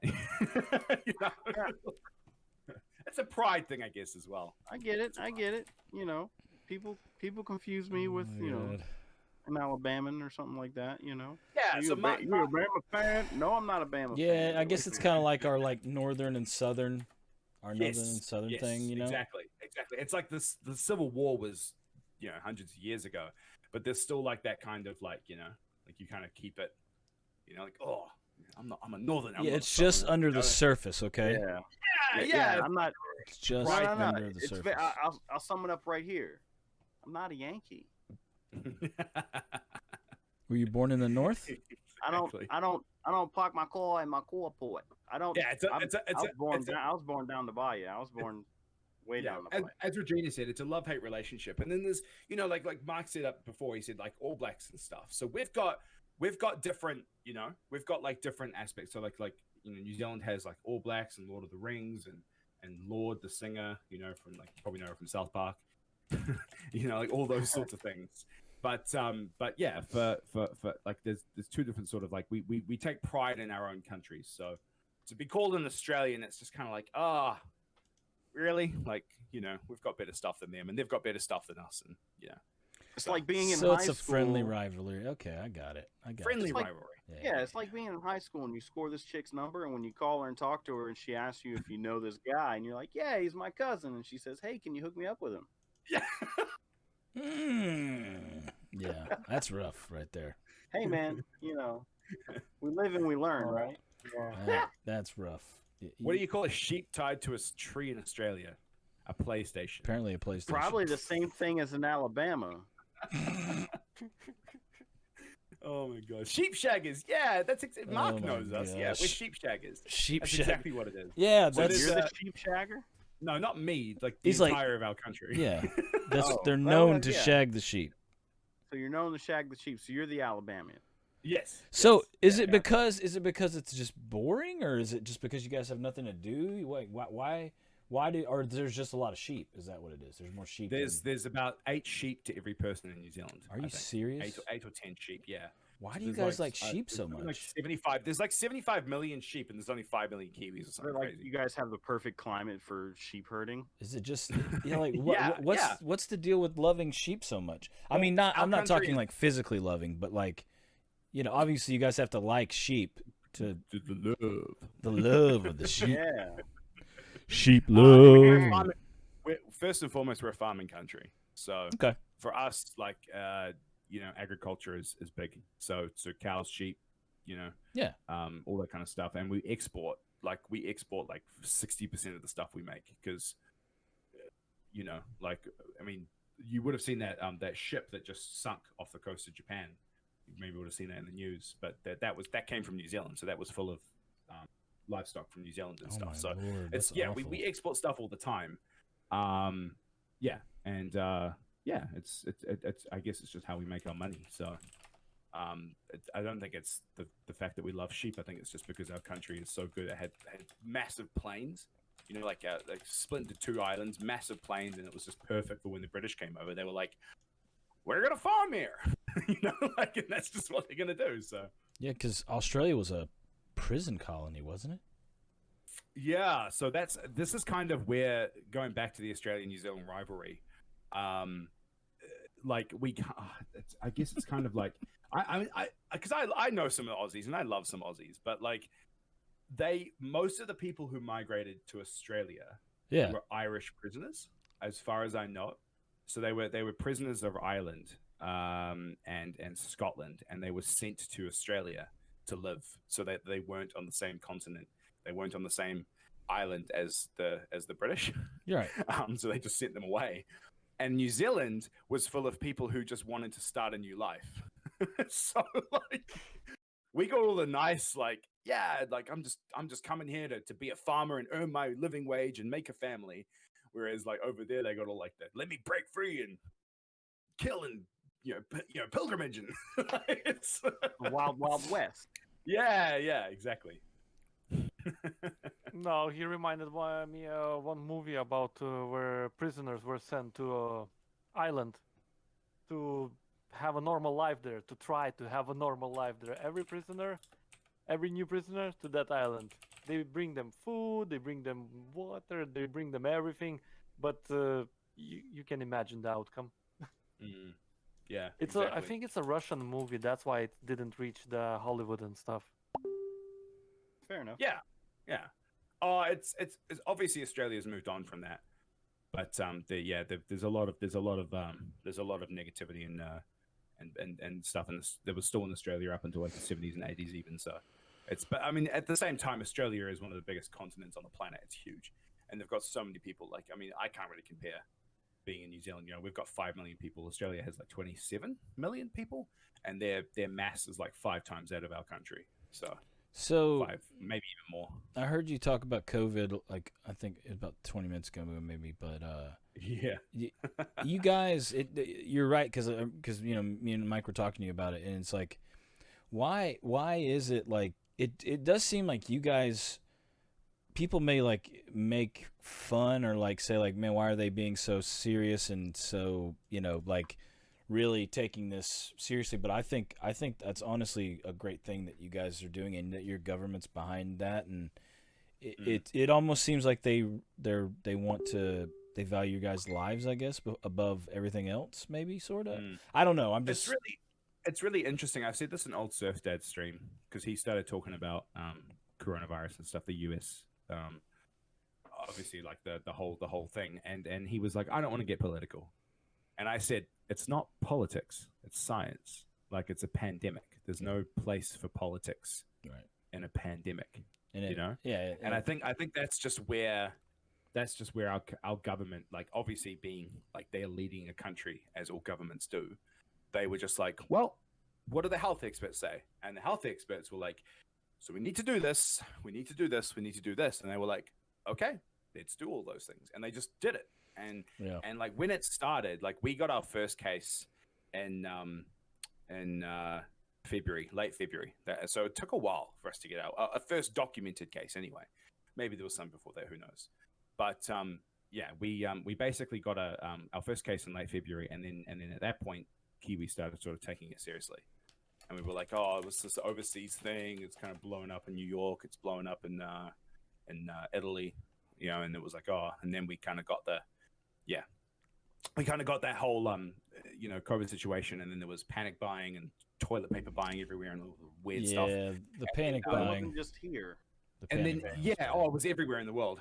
Like, just crazy people cages. were almost murdered in Australia over toilet paper back in March. It was nuts. And so what happened was, I think it was like, as we started progressing, we went into a full lockdown and this is a complete, so everything shut down, literally everything across the entire country. So our borders were closed early March, and there was only New Zealand residents who could come back. And after that, like I think it was like the 15th of March, our borders were shut, and they're still shut today, like properly shut. And if you're a New Zealand resident, you can come back, but you had to then quarantine for 14 days. So the army is waiting at the airport. They take you to a hotel that they've designated you in. You stay there for 14 days. You get 3 tests, all negative. You can leave. That's literally how it is.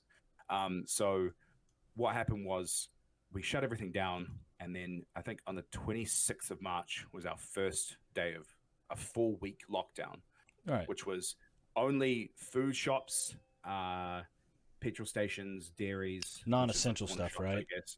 Yeah, everything non-essential. If you could work at home, you could work at home. So I worked at home, being in IT, but quite literally, everybody was not working. So the roads were dead. We got these amazing footage of like all of our streets just empty, like our Queen Street, which is like our Times Square, totally empty for like 6 hours straight, like one person walking by. The cops are driving around like crazy. Like if you didn't have a reason to go out, you shouldn't be out. You could go out once a day for a walk, go down to the supermarket. You had to go to your local. And that was it. And that was it. It was 4 weeks, and it was really hard. Like, don't get me wrong. People are like, what about walking my dog? Yeah, you could walk your dog, but you had to, social distance and all that kind of stuff. Back then, we didn't have masks. No one wore masks during this time, just FYI. And I'm not getting into that debate. I'm just saying that like there was no mask wearing at that time because it was way before any of the analysis on that had come out. So everyone was socially distanced. It was 2 meters. You had to stay 2 meters away from everybody else. And so, yeah, we were essentially in lockdown for 4 weeks, and it was tough, man. It was really hard. Like lots of businesses closed. Our government had like loans. I think they gave out like $6 or $7 billion worth of loans to businesses.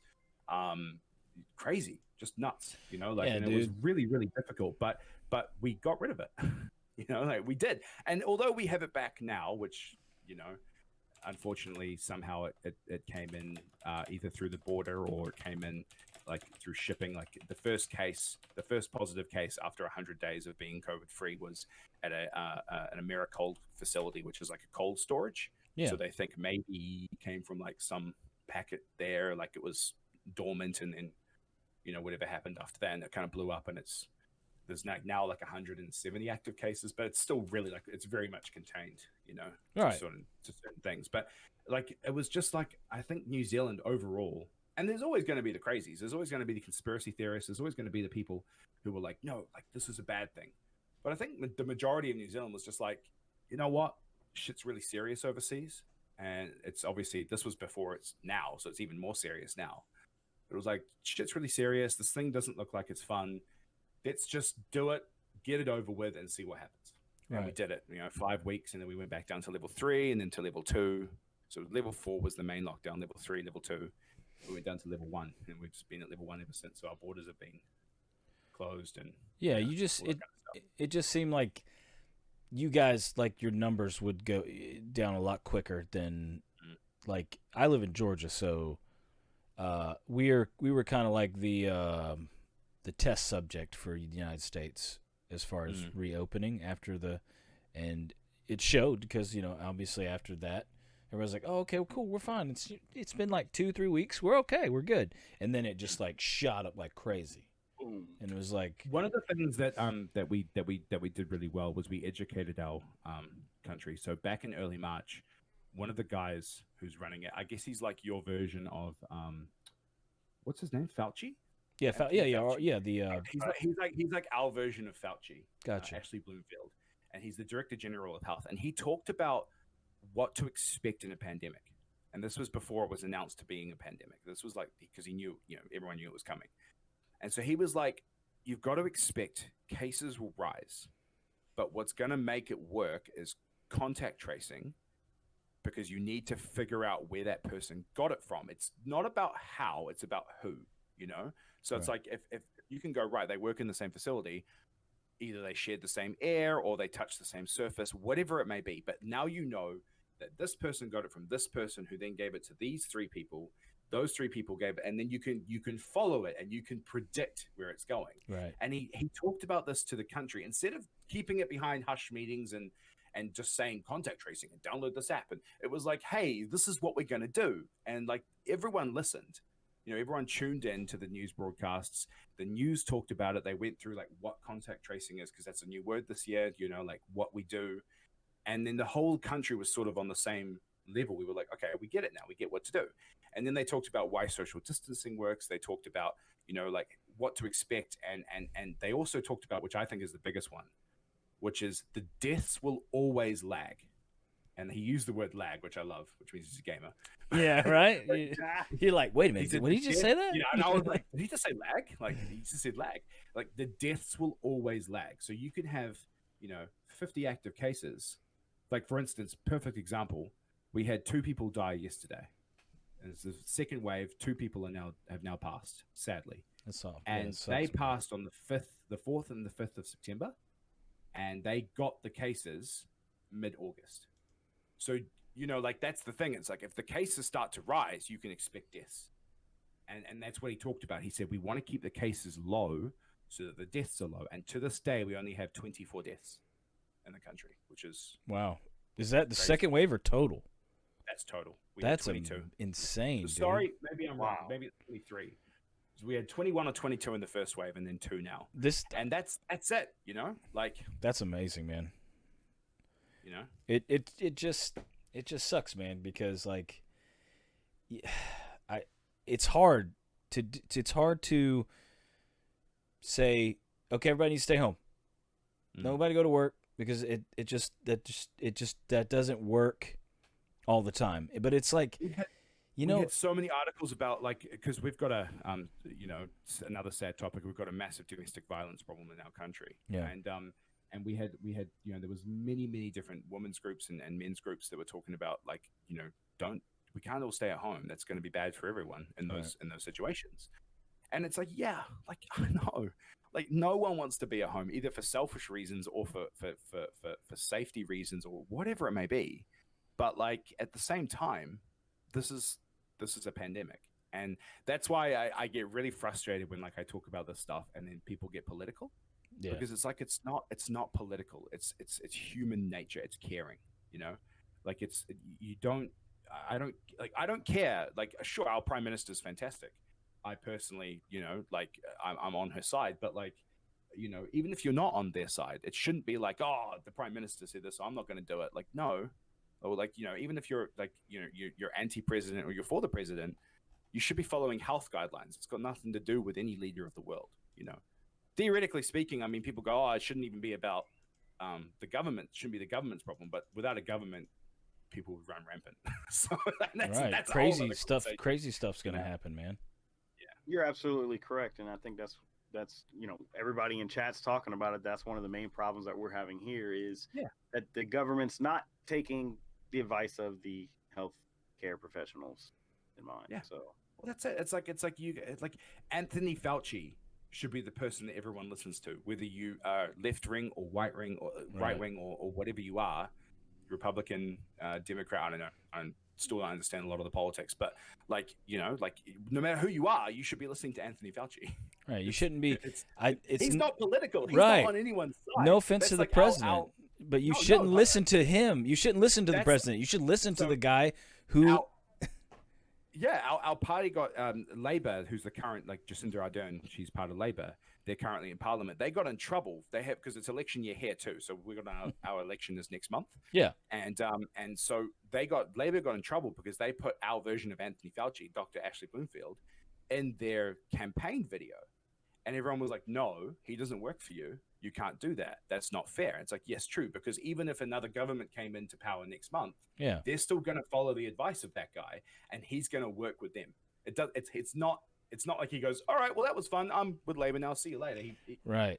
You know, like you should trust in. I mean, you really should try to trust as much as you can in experts, man, because they're an expert for a reason. You know what I mean? Yes. Pooties does have a good question. He says, "How did the New Zealand government help their citizens when it came to staying at home?" So like, I guess he's talking about financially, maybe. Yeah. So there was I forget what it's called now. There was basically there was a loan that businesses could take out, small business grant, I think it was, up to whatever it was, and essentially that would then cover your employees' pay, and you don't have to pay it back to the government, but if you're in the financial ability, you can. Right. We didn't get any sort of stimulus check. We didn't get anything like that. And like most New Zealanders, sort of kind of asking for one now because things are getting a bit tough again, and they want to because tourism is like 40% of our income in the country, so we really want to focus on tourism, like internal tourism. So getting Kiwis to go other places that most tourists would go, since we have no tourists now. Right. But in terms of staying at home, there wasn't really a lot the government did. I'm not going to lie. Like apart from Jacinda Ardern saying, oh hey, Easter Bunny might be a bit late this year, and just because it might be a bit difficult for the Easter Bunny to get to your house during a lockdown, right. And like all that other stuff. It's like, I mean, we talked about I'd never seen that many people walking out in my life before, ever. Never seen so many people walking out on the streets every day, exercising. But I think honestly, I honestly think the majority of New Zealanders were just like, look, let's just do it. Let's just follow the guidelines and let's just see what happens. And I'd say out of the 5 million here, probably like 70 to 80% really did follow the rules. Right. There was a lot of people who got arrested, a lot of people trying to break the rules, a lot of people, conspiracy theorists, blah, blah, blah. They're out there installing 5G towers or whatever, doesn't matter. It's just like, I think most people were just like, let's just do our best. And, it was like, this is all going to be tough. This is all going to be really shit, but we're going to get through it in the end. That's right. And we did. And we got out of it. And we had 100 days of pure bliss, in the middle of a world where nothing was going right. We were having stadiums full of people watching rugby games. And then sadly we got it again. And now we have to go back to the new normal that's around the other countries of the world right now, which is mask wearing on public transport and social distancing and, all that kind of stuff again. But that's fine. Yeah, all that stuff's fun. So a lot of fun. And it's and I think that's what really annoys me is people, I've seen a lot of comments negatively like, New Zealanders just obviously don't like fun. It's like, no one enjoys this. No one's enjoying this yeah, year. exactly, man. This is shit. But you've got to do it, Yeah, so. I think also like for as far as us, like all of us, I think an extra thing is like we have kids, and you tend not to worry about yourself maybe as much, but you don't honestly know like what it would do to your kid. It might be fine, it might not be. I'm a big guy, so I don't want COVID because that could affect me, right, big time. And that's the thing, it's I'm so unknown. Like they say they know, and then they change it, and that makes me think that maybe they don't really know. Maybe they don't really know everything about it, and it's kind of scary. That's all, And I look after my grandma, like I'm the only one that drives. Right. See, I look after grandma, so I was delivering her groceries during the lockdown. I was taking over to her and sanitizing it, spraying it down, wearing gloves, that kind of stuff, like just to make sure she's okay too. It's scary. So it's like, I've got to look after myself. Right. Because if you get sick, then you can't go see her anymore. And or even if you don't get sick, you test positive or something, you can't go see her because if she gets it, you know what I mean? And it's just there's so many like different things that you have to worry about. What Mr. Wekizz said there is perfect. What we knew 5 months ago versus what we know now is different, and people struggle with that. People struggle with the idea that science changes. Right. That's it there. Yeah, you're right. I keep coming back to but they told us 5 months ago not to wear masks. Yes, they did, but they were wrong, and they now know that, and they're trying to fix that mistake. Like it's as simple as that. Right. There's nothing beyond that. Right. It's just like why? Just listen. Just like. The World Health Organization said in January they don't think there's human-to-human contact. Well, we know that's fucking wrong. Yeah. Yeah, that's clearly probably wrong. It's like, oh, cool. But now we know. It's like, everything changes in science. Like we thought Pluto was a planet for.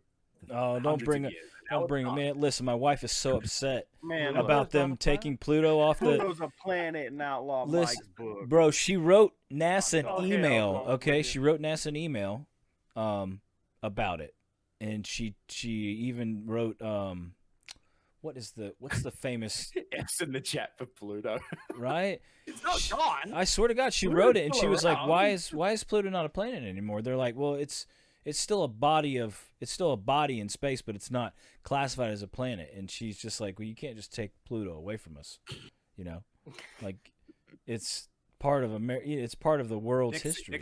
Next thing they're gonna tell America, you wanted to say? I was gonna say that, but then it's everybody's planet. Mercury's a bloody moon of the sun. So right, yeah, like what? Mercury away. What are you talking about? Oh, dude, there's I saw this picture. You know how like I don't know on it may not be different on your guys' phone, but like you swipe left, you can see like news reels right on your phone, and I saw this picture. I'm gonna bring it. I might bring it up. Maybe hold on. It was a picture of the sun, and it looked so strange. Like it looked insanely crazy. Damn it. I can't really bring it because it's going to screw all the logos and everything up. Wekizz, can you bring it up? Just type in super close picture of the sun 2020. It looked like a sore. Like it looked like a sore on human skin. Like there's pores. Like the sun had pores. It was crazy looking, dude. What? Yeah, it was because it was a new satellite that they launched, and they were getting these pictures of it. Are you talking about this? Yes, that. Yeah, it was Looks like corn. Looks like corn. Look at that! Look at that! Yeah.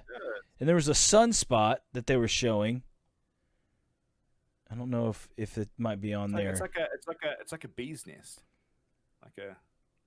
Yeah, it was just insane to see it that close. Because all those are little like flame jets and stuff from the sun, you know, and it's just really it's pockets of plasma. Exactly. Yeah, it is.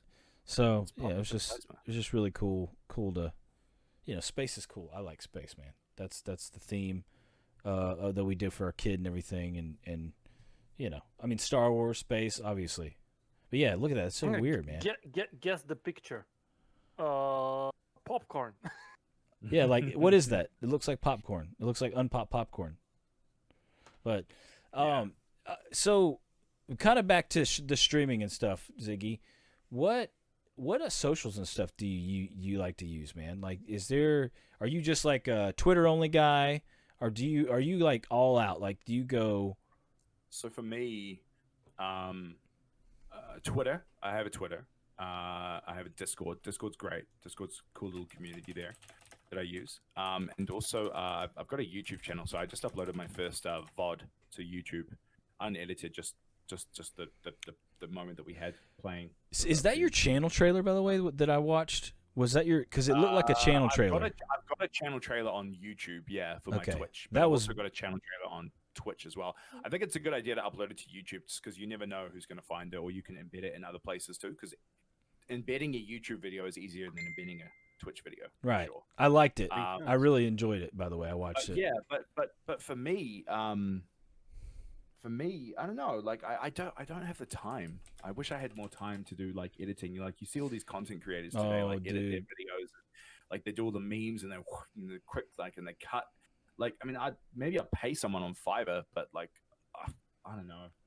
I wish I had more time to do that, because I really, like I said, that was my favorite part of film school, was the editing aspect of it when I was in film school. Right. So I wish I had more time to do it, because I know I can do it. I just don't. So for me, it's I don't know. I'm sort of sticking to those three for now. If I get too many socials, I know I won't post on them, and then there's just no point in having them. Yeah. You know, like you see people with like an Instagram, a TikTok, a Snapchat. It's like, how do you? I don't even know how you find time to post on those and still stream and still like put stuff on YouTube. I'll tweet when I'm live, and I use the hashtag of the game that I'm playing. So if someone's looking in that hashtag, they may be like, "Oh, I'll go check out this person," you know, because they're playing that game. I'll post to YouTube, because, like I say, it's easier to share a YouTube link with someone than it is a Twitch link. Like if you send them a YouTube link, they're going to be able to watch it straight away, because everyone watches YouTube in the world. Right. Whereas not a lot of people know what Twitch is, and they might not. You know, like Twitch has different HTML5 settings. It might not work properly on their browser. Right. You know, all that kind of stuff. And it's like, makes it a lot easier for people to enjoy your content if you do like you're talking about. Yeah, exactly. And so like the one that I uploaded, which was Friday's stream for me, was just 37 minutes of playing Cooking Simulator, and it was just funny. It was just hilarious. How'd you like And that game, by the way? It was so good. It was just memes. It was just I was breaking plates left, right, and center. Definitely recommend trying it. But yeah, like I was just having a bit of fun, so I uploaded that, and hopefully that'll get some traction somewhere, you know. So it's just I don't know. For me, it's just that's just what it is. I mean, I just don't have the time to post everywhere. So I'm not going to commit myself to all these different social medias when I don't have that time, you know? Yeah, it's like you barely have enough time to stream and be a parent. What you've got to remember is the majority of people who are watching you on Twitch will have a Twitch, and they'll have other. I mean, they definitely have a Twitch because they're talking to you. Yeah. But they may have other social medias, but it doesn't mean that they're going to follow you on that. Like, you know, like it's like if you focus, like I think it's better to focus on one or two aspects of it, like Discord and Twitch, versus 10 aspects, you know, like sure, if you don't have time to make YouTube videos, then don't commit yourself to it. Just focus 100% on your Twitch, right? You know? Exactly. That's the thing. It's like, you know, if I have, you know, if I do a great stream where I don't really talk to chat, because it's kind of weird uploading a video to YouTube when you're talking to your chat, because they don't see that, you know, it's like you're talking to no one. So like I spent like a good 40 minutes of just playing this game and hardly talking to my chat. So I was like, screw it, I'm going to upload that, and that's funny, and that'll work, you know. But like, yeah, and I'm not going to sit there and edit it for hours and hours and hours because I just don't have the time. Do you have, because, you know, you say you play Animal Crossing, Stream Racer, and Marbles. Do you have games that, like, that you play off stream that you really love, but you're like, you know what, I don't really know if I'd want to stream that, or like maybe you might not think people, like I play a game that there's literally usually maybe like 60 people that watch it on Twitch called Outward, but I love it. Like I love that game. I love playing it, and it like it's a good like playing with my friends and stuff, and I just wondered if maybe you had some, like, do you have games so for like me, that? I play Halo a lot. Nice. Classic. I love any of my chat will be really surprised by this, but I love first-person shooters. I absolutely love them to bits. I'm surprised. The reason why I don't play it on stream is because I can't interact with my chat because I'm too focused on the game. Yeah, it's hard to. If I'm sitting there playing 20 minutes of Halo, I'm focused on the game, and I'm not going to look over. And then I'm not talking because then I'm talking to myself. I'm playing along. And it's like every now and then I'll catch a comment, and I just feel like I'm not interacting as much. And then people, you know, like especially since I've kind of built that about my community, is they can talk to me and I can talk to them. Yeah. If I'm not talking with them, it's like, why am I even streaming? Like I may as well just play this offline. So I love it. I'll freaking go crazy. I love it. I don't play, funny enough, which is nuts because it's kind of the crazy thing. I don't play Fall Guys on stream. I love Fall Guys, but I don't play it on stream because, once again, I'm too focused on the game. I'll play it for the memes. I'll play a couple, maybe 2 or 3 games on stream, and then I'll give up. When I don't get my crown, I still haven't won a crown. I'm 20 hours in, guys. I still haven't won a crown, and you know, like I'll give up and I'll go on to another game. But I'm not going to sit there for hours and play Fall Guys because I just feel like people don't. They'll watch you, and like the channel, the growth is very small. Like, you know, people will come and watch you and then leave again. And it's like the only people really making it playing Fall Guys, let's be fair, the only people really making it playing Fall Guys are the people who already have like 500,000 subs, 500,000 followers, like, because people are going on to watch them play that, you know? So it's like, as much as I love gaming like that, I don't tend to do that on stream. Just so that, just so that I can sort of focus on my community when I'm live, you know? Yeah. Have you ever thought about, oh, go ahead. Sorry. No, I was going to say, like the game you mentioned, maybe just look at how their community reacts to the streams that people play. So, like, for instance, if you're not, because this is the thing, if you're really good at that game, and you're watching, so I recommend this for everybody. Any small niche games that you play, go on Twitch, find that game, and look at the categories, and just browse it, just view it, say hello, drop your name in, say hi, and just see what people are like. See what the chat's like. If the chat's really vibrant and outgoing, then it might be a good game for you to try, especially when there's so little people. Right. You know, because it's like, if, like, for instance, with Mario Kart, I mean, it seems like such a popular game. Mario Kart's hugely popular, but like, there's only ever like 4 or 5 streams at a time. So when I play Mario Kart, I get all these people come in who always watch other streamers or play it themselves. and then we get interacting, and it's great. Yeah, you they know, see and then someone we're new, like a chatting. new name, and they're like, "Oh, who's this guy? I want to check they're him like, out." oh, who's this guy? I haven't seen him before. Or if you're in the community for a couple of weeks just chatting with people, watching other people play, and then you start streaming it, they're going to recognize that and go, oh shit, it's this guy. Hey, how's it going? Yeah. Oh, you know, so-and-so's offline right now who normally gets 25 viewers on this, so I'm going to come and watch you. Right. You know? Yeah, that's what I've actually that's what I was doing, and I think I agree with you. Like if you want that's another thing though. It's so difficult to like, do you want to be one of those people who just plays one game? Because there's a Twitch, there's streamers who play one game. They may play one or two other games, but like they play that one game all the time. And then there's streamers who play different games every week, And it's whatever works best for you. Right. You know? Like if you're really good at a game, or if you just really enjoy playing one game, play it and stream it and have fun with it. But like I just know a lot of, especially I've seen a lot of people talking about like growth in the Parents of Twitch Discord. Yeah. They talk about growth and they're like, oh, how do I grow my channel? How do I get viewers? Look, I'm just going to be, and it works like, for instance, perfect example, Swappy and Old Surf Dad play Fortnite all the time, right? And they do really well with it, and their channel does grow very, very well. I have been in their channels and new people dropping all the time. But if you're playing a game and it's not growing, and that's what you want out of your stream, you got to change it. You got to find someone else to play, and Pootie's told me he won a crown. He told me to tell you. I watched him and he won a crown today. Sorry, I had to say it. Pootie's made me do it. It's Pootie's fault. Pootie's made me do it.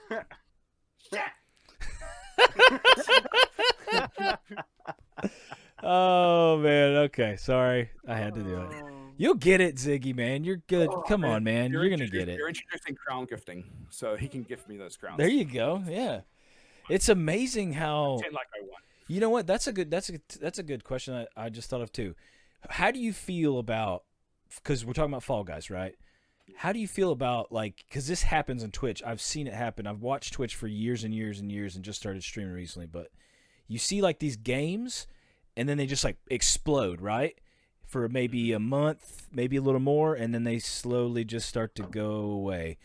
Do you think it's smart for if they do enjoy the game? I don't think anybody should play a game if they don't enjoy it, even if it's popular. I don't think they should play it if they don't enjoy it. If they're just playing it literally to try to get views. Yes. That's exactly what I mean. That's exactly what I was saying before. Right. You've nailed it. Don't play Fortnite just to play Fortnite because everyone else is doing it. Play it because you love it, which right. Surf Dad just said he loves it, and that's beautiful, amazing. That's exactly what you want to do. You don't want to stream something you're not enjoying because then no one else is going to enjoy it with you. Because people can sense that. What's really interesting is Animal Crossing is one of those games.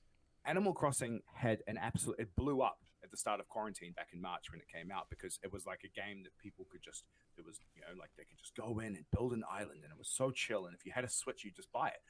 And it sold 88 million copies, which is the highest ever game sold on Switch. And I think it even beat Zelda, I'm pretty sure. And it just blew up exponentially. But then half of everyone who bought it just stopped playing it 2 months later because it's back to work and back to life, and that game got kind of boring, and it's too hard of work to build up an island. And most of my viewers have spent about 1,000 hours on their Animal Crossing game, and they've been building up. They'd be building up that game. you imagine spending 1,000 hours on a game. That's a lot of time. It's a long time. Yeah, it's a long time. Most games take 40 to 80 hours to finish, maybe 120. That's like finishing a game 10 times over. It's a long time. And so what's happened with the Animal Crossing community is it blew up exponentially, but then everyone who wasn't there for the long haul died off. Right. And now all you've got is people who genuinely care about and enjoy the game. And so it's like Fall Guys, you'll see it because right now there's nothing else to play in the world. All the other games are delayed. God forbid Cyberpunk doesn't get delayed, but all the other games are delayed, right? And so Fall Guys is just super fun. It was free for a month on PlayStation, and it blew up, right? And it's going to slowly trickle down now, unless they start releasing on other platforms like Xbox and Switch, right, and Mac, and maybe even in mobile. It's just going to start dropping off. And then, especially now that it's not free on PlayStation, you're going to have millions of people who are playing it and no longer playing it, right? Right. And so what you're going to notice then is at the end of it, it's either going to go one of two ways, which is what Fortnite did. It's going to go the sweaty gamers are going to stay with it, and they're going to be like the sweaty competitive gamers will stay with that game, and it won't be fun for casuals, or it's going to be casuals, and it's going to be purely casuals, and it's going to be a super fun little community. So it's like it's a hard line to draw. Like if you find a game and you love it, and you play it, and you stick around, you know, like you'll find a community. You're right. You're right. Like you will. All those big streamers like Ninja. I mean, Ninja's been streaming for 12 years, and he only blew up because of Fortnite. You know, he was streaming Halo, he was streaming Overwatch, all those things, and then Fortnite came around, and he was like, "I'm going to move to Fortnite," and look at him now, probably the biggest name of streaming in the world. But now that Fortnite's slowly trickling away, and he's he's sick of it now. He might he's going to have to find a new. What's going to happen now? Like, right, you know, exactly. And so then you're going to have this whole new age of people come in, like Tim the Tatman, perfect example. Tim the Tatman has blown up because of Fall Guys. Like he was big before, like big-ish, you know, and he's not small in any means, but like everyone now knows, oh, that guy who never got a crown, right? Like that's just people. Oh, he got one, then he trended. I know he got one, and then it went massive. Yeah, it was like what? He had 350,000 people watching simultaneously while he was trying to get a crown, and then he got it and he blew up, and it was like you see his stats on Twitter, it's nuts. Yeah, man. So it's like, you know, like we're gonna have this, like, and I think that's what people forget. Like you're not gonna have the same streamers for the next 10 years. People will drop off. People will come on. You know, some game will come out. You might be playing that game. People might really enjoy it, and you'll just exponentially grow. Right. Or, you know, you're playing the wrong game. You're playing a game that's 3 years past its senior, and you're only playing it because everyone else is playing it, and you're not having fun with it. Then you should stop. You know. But yeah, that's just my 2 cents. Like I really enjoy Animal Crossing. I think it's great. I love it, and I'm going to continue to play it. You know, I'm not playing it because, you know, I want to get more viewers. I'm playing it because I love the game. But it just so happens that the community on Animal Crossing is so good, and people come in and watch it, you know? So. Right. How'd you find out about Animal Crossing, by the way? Oh, go ahead, Wekizz. You go, buddy. We'll just finish with Animal Crossing, and then Yeah, I'm just... Oh, yeah, no. Like how you found out about it, you know? Yeah, I'd never played it before. And my missus, she told me about it. She was like, oh, there's this cute game that keeps popping up on my Instagram. And I was like, oh. Okay, well, what's it called? She was Animal Crossing. I was like, oh yeah, I heard of that. I saw the hype around it on Reddit when it was announced and stuff. And I was like, oh well, how much is it? And she was like, $80 at the warehouse. I'm like, all right, cool. I'll go and get it. And I was like, sweet. I was like, because I wanted an excuse to play with my Switch more because I wasn't playing with it so much. So I went and got it for her. She started it. She played it for a little while, and I was sitting there watching her one night, and I was like, man, this is relaxing. This is really like, damn. This looks like a good little game. So I started playing it, and yeah, and here we are today. I just got addicted to it, and my kids play it as well. So there you go. Mike, I gotta roll out. Yeah, Mike's got to cut out. Wait, thanks Mike, everybody. Mike, wait. Thank you. What? What? Wait. This is something cool. I have one more question for Ziggy. Okay. One more. Ziggy. One more. One more. Can you explain what the hell I'm watching now? Friend, that is the greatest showcase of pre-sports entertainment you'll ever see in your life. It's called a haka. It's called a haka. It looks energetic. All New Zealand teams do this. Traditionally, men do it, but obviously, in today's age, women can do it too. But traditionally, it's warriors to do it. So what it is, it's a dance of showcasing your power and your strength and team. So generally speaking, when we do it at the beginning of rugby games, we're not doing it. It's a threat, but it's also a showcase. So it's like a hype dance. Yeah, Māori warriors used to do this before they. Yeah, it's exactly it. It's a hype dance. They used to do it before battle. They would stand there on the beach as the ships were coming in, the British ships, and they would do their haka to hype everyone up, right? Show strength in numbers, and then attack them. There was something that we used to do at the end of the haka, which is the cutthroat, and that was to suggest like you're dead. Like, you're dead. Beat you.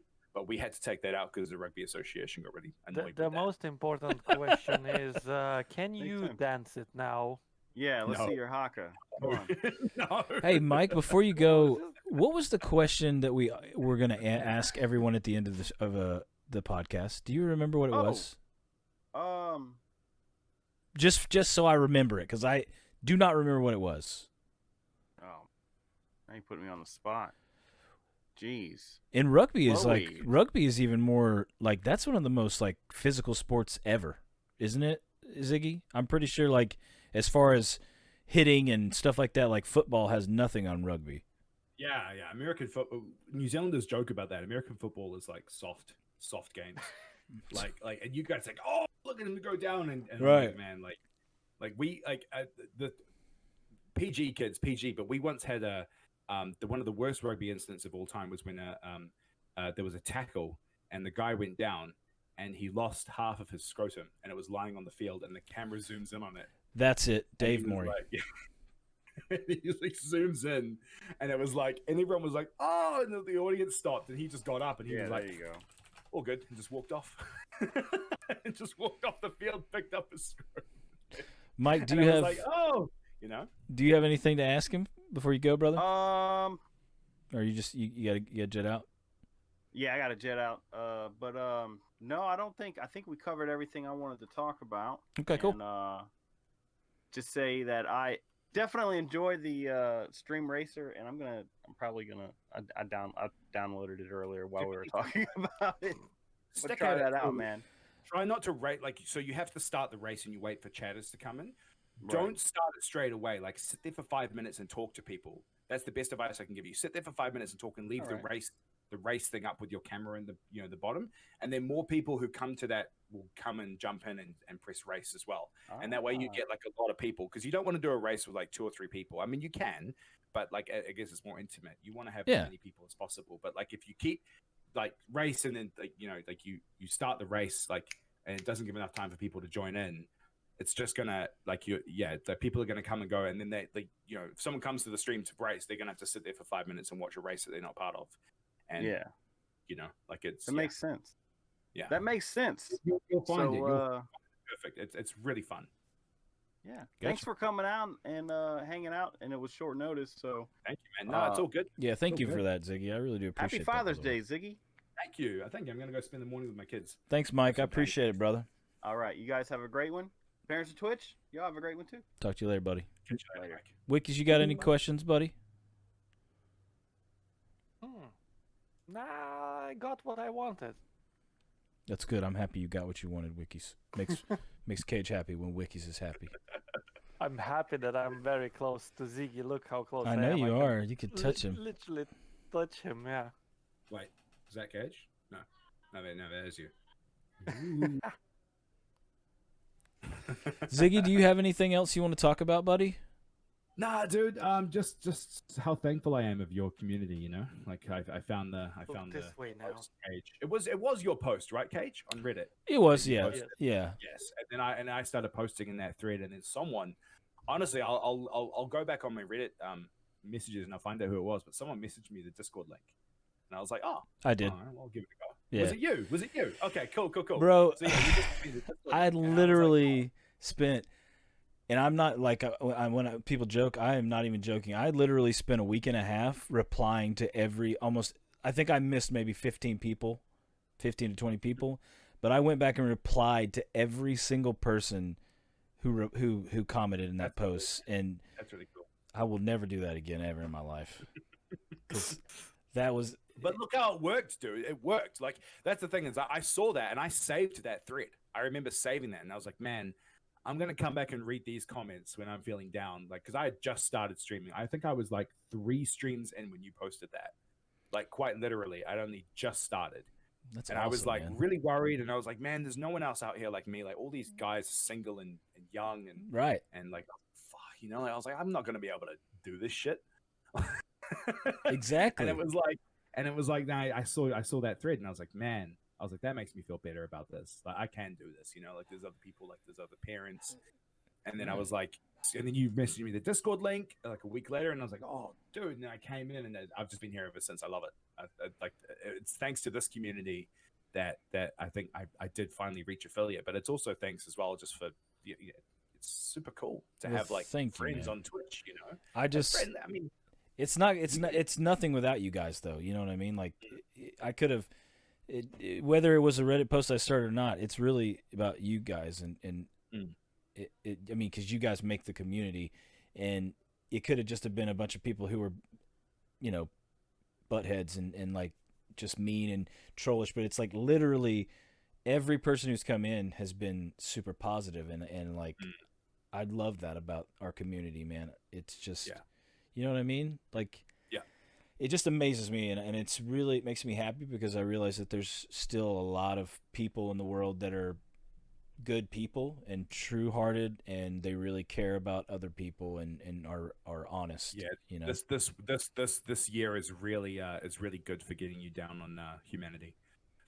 This year is really good at making you feel like humanity. I know this is like the perfect year to have something positive, man. That makes it even worse because 2020 sucks big, huge things, you know.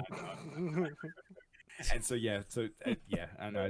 I just had to give massive thanks to everyone, you know, and everyone from my community as well that have come to my streams and I've found and stuff. It's probably one of the best decisions I've made in a long time, you know. I mean, we talked about this, Cage, before on your stream, but you know, feeling a bit lost a couple of years ago after a few life events, and you know, you get lost and you want the best for your kids, but like you kind of get caught up in giving the best for your kids and not giving the best for yourself. Yep. So it's really cool to be able to do something for myself after dark, after they're asleep. You know, I can do this for myself. I can prove this to myself, and I think it's working. So, right. Yeah, it's really cool. My dad always, no problem, man. My dad always used to tell me, and I think this is kind of what you're talking about. Like he was like always like, you know, the world around you will get dark a lot of times, and he's like, you just have to look for that lantern in the darkness, and when you find it, go to it, and it will guide the way.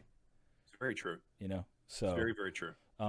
If you don't have anything else, man, I'm going to ask you. We have a question that we ask everybody at the end of the podcast, and now I'm going to have to scroll up. There it is. Okay, so it's 10 words or less. What's your favorite thing about streaming? And what's your favorite thing about parenting? If you can't make it 10 words or less, it's not like I'm gonna like kick you out of the podcast or anything. But 10 words or less, man. It's hard, right? So what's your favorite thing about streaming and what's your favorite thing about parenting? You know, like if you could pick one thing, and I know obviously with parenting it's probably hard, but I guess something that stands out to you, you know what I mean? Streaming. Favorite thing about streaming: chat, wholesomeness, entertainment, laughing. Those four. Oh yeah, laughing's great, brother. That's my 4. I've never laughed so much in a single year as I have this year, and that's all thanks to just my streams, and I crack myself up too. Yeah, you're hilarious on your streams, by the way. Yeah, you are. You really are. And then the other, what was the other one? Parenting. 4 favorite things about parenting: growth. Watching them grow, it blows my mind. That like I created them. Like I had a part in that, you know. Love. Just man, there's thousand words that I could go into with parenting. It's the best decision I ever made in my life, hands down. I think you're right. Watching them evolve into a person, you know. Yeah. It's like Pokemon in real life. Yeah, exactly. It is. No, you're right, man. Like, toddler, and then it's like I keep saying this. Like I miss my daughter because like I miss the stages that she's almost 10, and it's like when she was 5, totally different person. When she was 2, totally different person. Right. You know, like even like newborn to like 8 months, totally different. Yeah. Are they going to be a Charizard, a Squirtle, a Mewtwo? What are they going to be, man? You don't know. What are you going to grow? What Pokemon are you going to grow up to be? So I think it's just love, growth, and just passion. I think with family. Awesome. Those 3. Those are my 3. If I had to keep it under 10, but yeah, million things I could say about that. You know. Well, millions of things. Ziggy, dude, I gotta say, man, thank you so much, especially for being here on such short notice. I really do appreciate it, brother. And you know, if you guys haven't checked Ziggy out yet, you really need to check him out. I try to wake up 30 minutes, 40 minutes early just to check his stream out. Really? Oh yeah, like because you know when I wake up in the morning, like I have to walk the dogs, feed the cats, feed the dogs, change the baby, feed the baby. So I try to wake up like 20 minutes so I just have some time to myself and I can just sit there on my phone in the dark, you know? And then the baby starts crying and I'm like, crap. Okay. So I'm like still trying to watch and like, but then I'm listening and changing the baby, feeding the baby. And then, so I get to catch like the last 20 minutes of your stream, 30 minutes of your stream. And it's really, like OutlawMyke said, it's really nice to wake up and have the positive start to a day. It's like you're a great cup of coffee, okay? You are. You're like a great cup of, like a really, really, really fine, awesome cup of coffee in the morning. So I just want to thank you, dude, and for being so positive and being awesome, and for coming on. And Wekizz, thank you, dude, for being here, brother. As always, my bro, my main man, Wekizz, man. And Mike, you guys, I couldn't do this without them. I'm like flat white. I couldn't do this without you guys. You know, we couldn't have this podcast without guests like you, Ziggy. We couldn't have the podcast without Wekizz doing his wizard magic. We couldn't have the podcast without Mike, and you know, and there's so many behind the scenes things, exactly. And without you guys, the chat, man, like you guys, you make this podcast what it is. Otherwise, we'd be streaming to like nobody, you know. But you guys come here every Saturday and you support everybody, and I love it. I love all you guys. You're great. And I just couldn't. I want to thank you guys just so much, for real, from the bottom of my heart, that you guys enjoy this, and that you know what I mean. Like, I get a little teary eyed, man. But there's little things in life. There's little things that happen that you know is special. You know, like there's so many, like you can, like there's so many things that happen within your life and on the internet, and like things that you're part of. But there's always something that just stands out as being something a little bit special, and I think this is it. yeah, You know what I mean? I agree, man. This community, this Parents of Twitch, this is it. You know. So thank you guys, for real. Ziggy, I hope you have a great day with your kids and stuff, man. Enjoy it. I look forward to your next stream. Wekizz Tonight. Yep. Wekizz. Why don't you tell them what time you're streaming and stuff, by the way, Ziggy? So I'll be streaming. What time is it? 10 hours from now. It will be 10.5 hours. So it's 10 a.m. 10 in the morning for me. Yeah, 4 a.m. Eastern Standard Time. 4:30. Okay, there we go. So that's about what I'm gonna be. Okay. About that time, I'll be streaming tonight. Yeah, if you wake up at like 6:30 Eastern Standard Time, you can catch like the last 30 minutes of his stream, and he's always doing the stream racers and the marbles, and it's fun, man. It's really fun to wake up to do that, guys. I can't say it enough. But again, thank you guys. Who should we raid? The last question is, who should we raid? We always raid someone at the end of the stream. Before you decide who to raid, I want to do a short ad. Do it. Oh yeah, go for it. I reckon. Yeah. Now, parents, we can play poker. Wekizz poker. Wekizz got a poker table. Yeah, I have a real life poker table. You can join it in a poker channel. There is a link, and the link already have a password, because this is a private poker room only for parents and friends if you want. It's pinned in the poker channel, guys. If you want to go to it, go to that channel. I'll learn how to play and I'll come in. I don't know how to play poker. Yeah, and we can It's all fun. chill here now. It's for parents. It's free to play. It's no fun. real money involved. It is. It's fun, Ziggy. I think you'd have it. Plus, it's just fun to chill around, and it would be kind of like a just chatting thing where like we could all play and just play some poker. But really, we're there for the company of everybody else, you know. Definitely. I'm planning to build some mini tournaments for for something. Gotcha. Let's say the winner, we will drop on his stream and chair beat him the hell out of him. Who we got? 16-bit Dad. We got Dave. Dave's online. Dave was here. Yeah. Dave was here. I'm gonna go. All right, hold on. Let me log into the Parents of Twitch, and then you guys can look and see what like the lower guys that you guys are looking at, and then I'm gonna log in and so that we can do it. Give me 1 second. Thanks for today, guys, and thank you guys. Thank you, chat, for sticking around. Yeah, and thank you to all of Ziggy's chat for coming by. That was awesome of you guys, man. Thank you very much. Thank you, Ziggy community. I don't know what to call you guys yet. Zigsters? The Zigsters? Oh my God, are you going to use the Zigsters? Do we want Zigsters, chat? Do we want Zigsters? You don't have to. Yay or nay? Yay or nay? But I love. I'm calling you the Zigster from now on. Zigster, the Zigster and the Ziggies. All right, so what do you think, Wekizz and Ziggy? What do you guys think? Who do you think we should pop? Dave's over got to? 3 viewers. You want to go to Dave? Should we go to Dave? We usually go with someone small. Yeah. What do you think, Wekizz? Dave, Maury? I love rating. I love rating small, small things. Yeah, that's another good thing about you, by the way. Bump him up the list from 3 to like the list of people on the stream. Like he might go from like the 80th line to like the 50th line. Exactly, just from our raid. Yeah. All right, what do you think, Wekizz? Dave?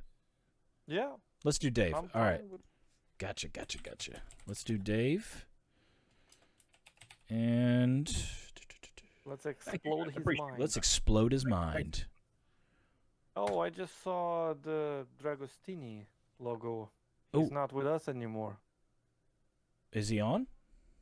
I mean, he left the group, if you remember. I do.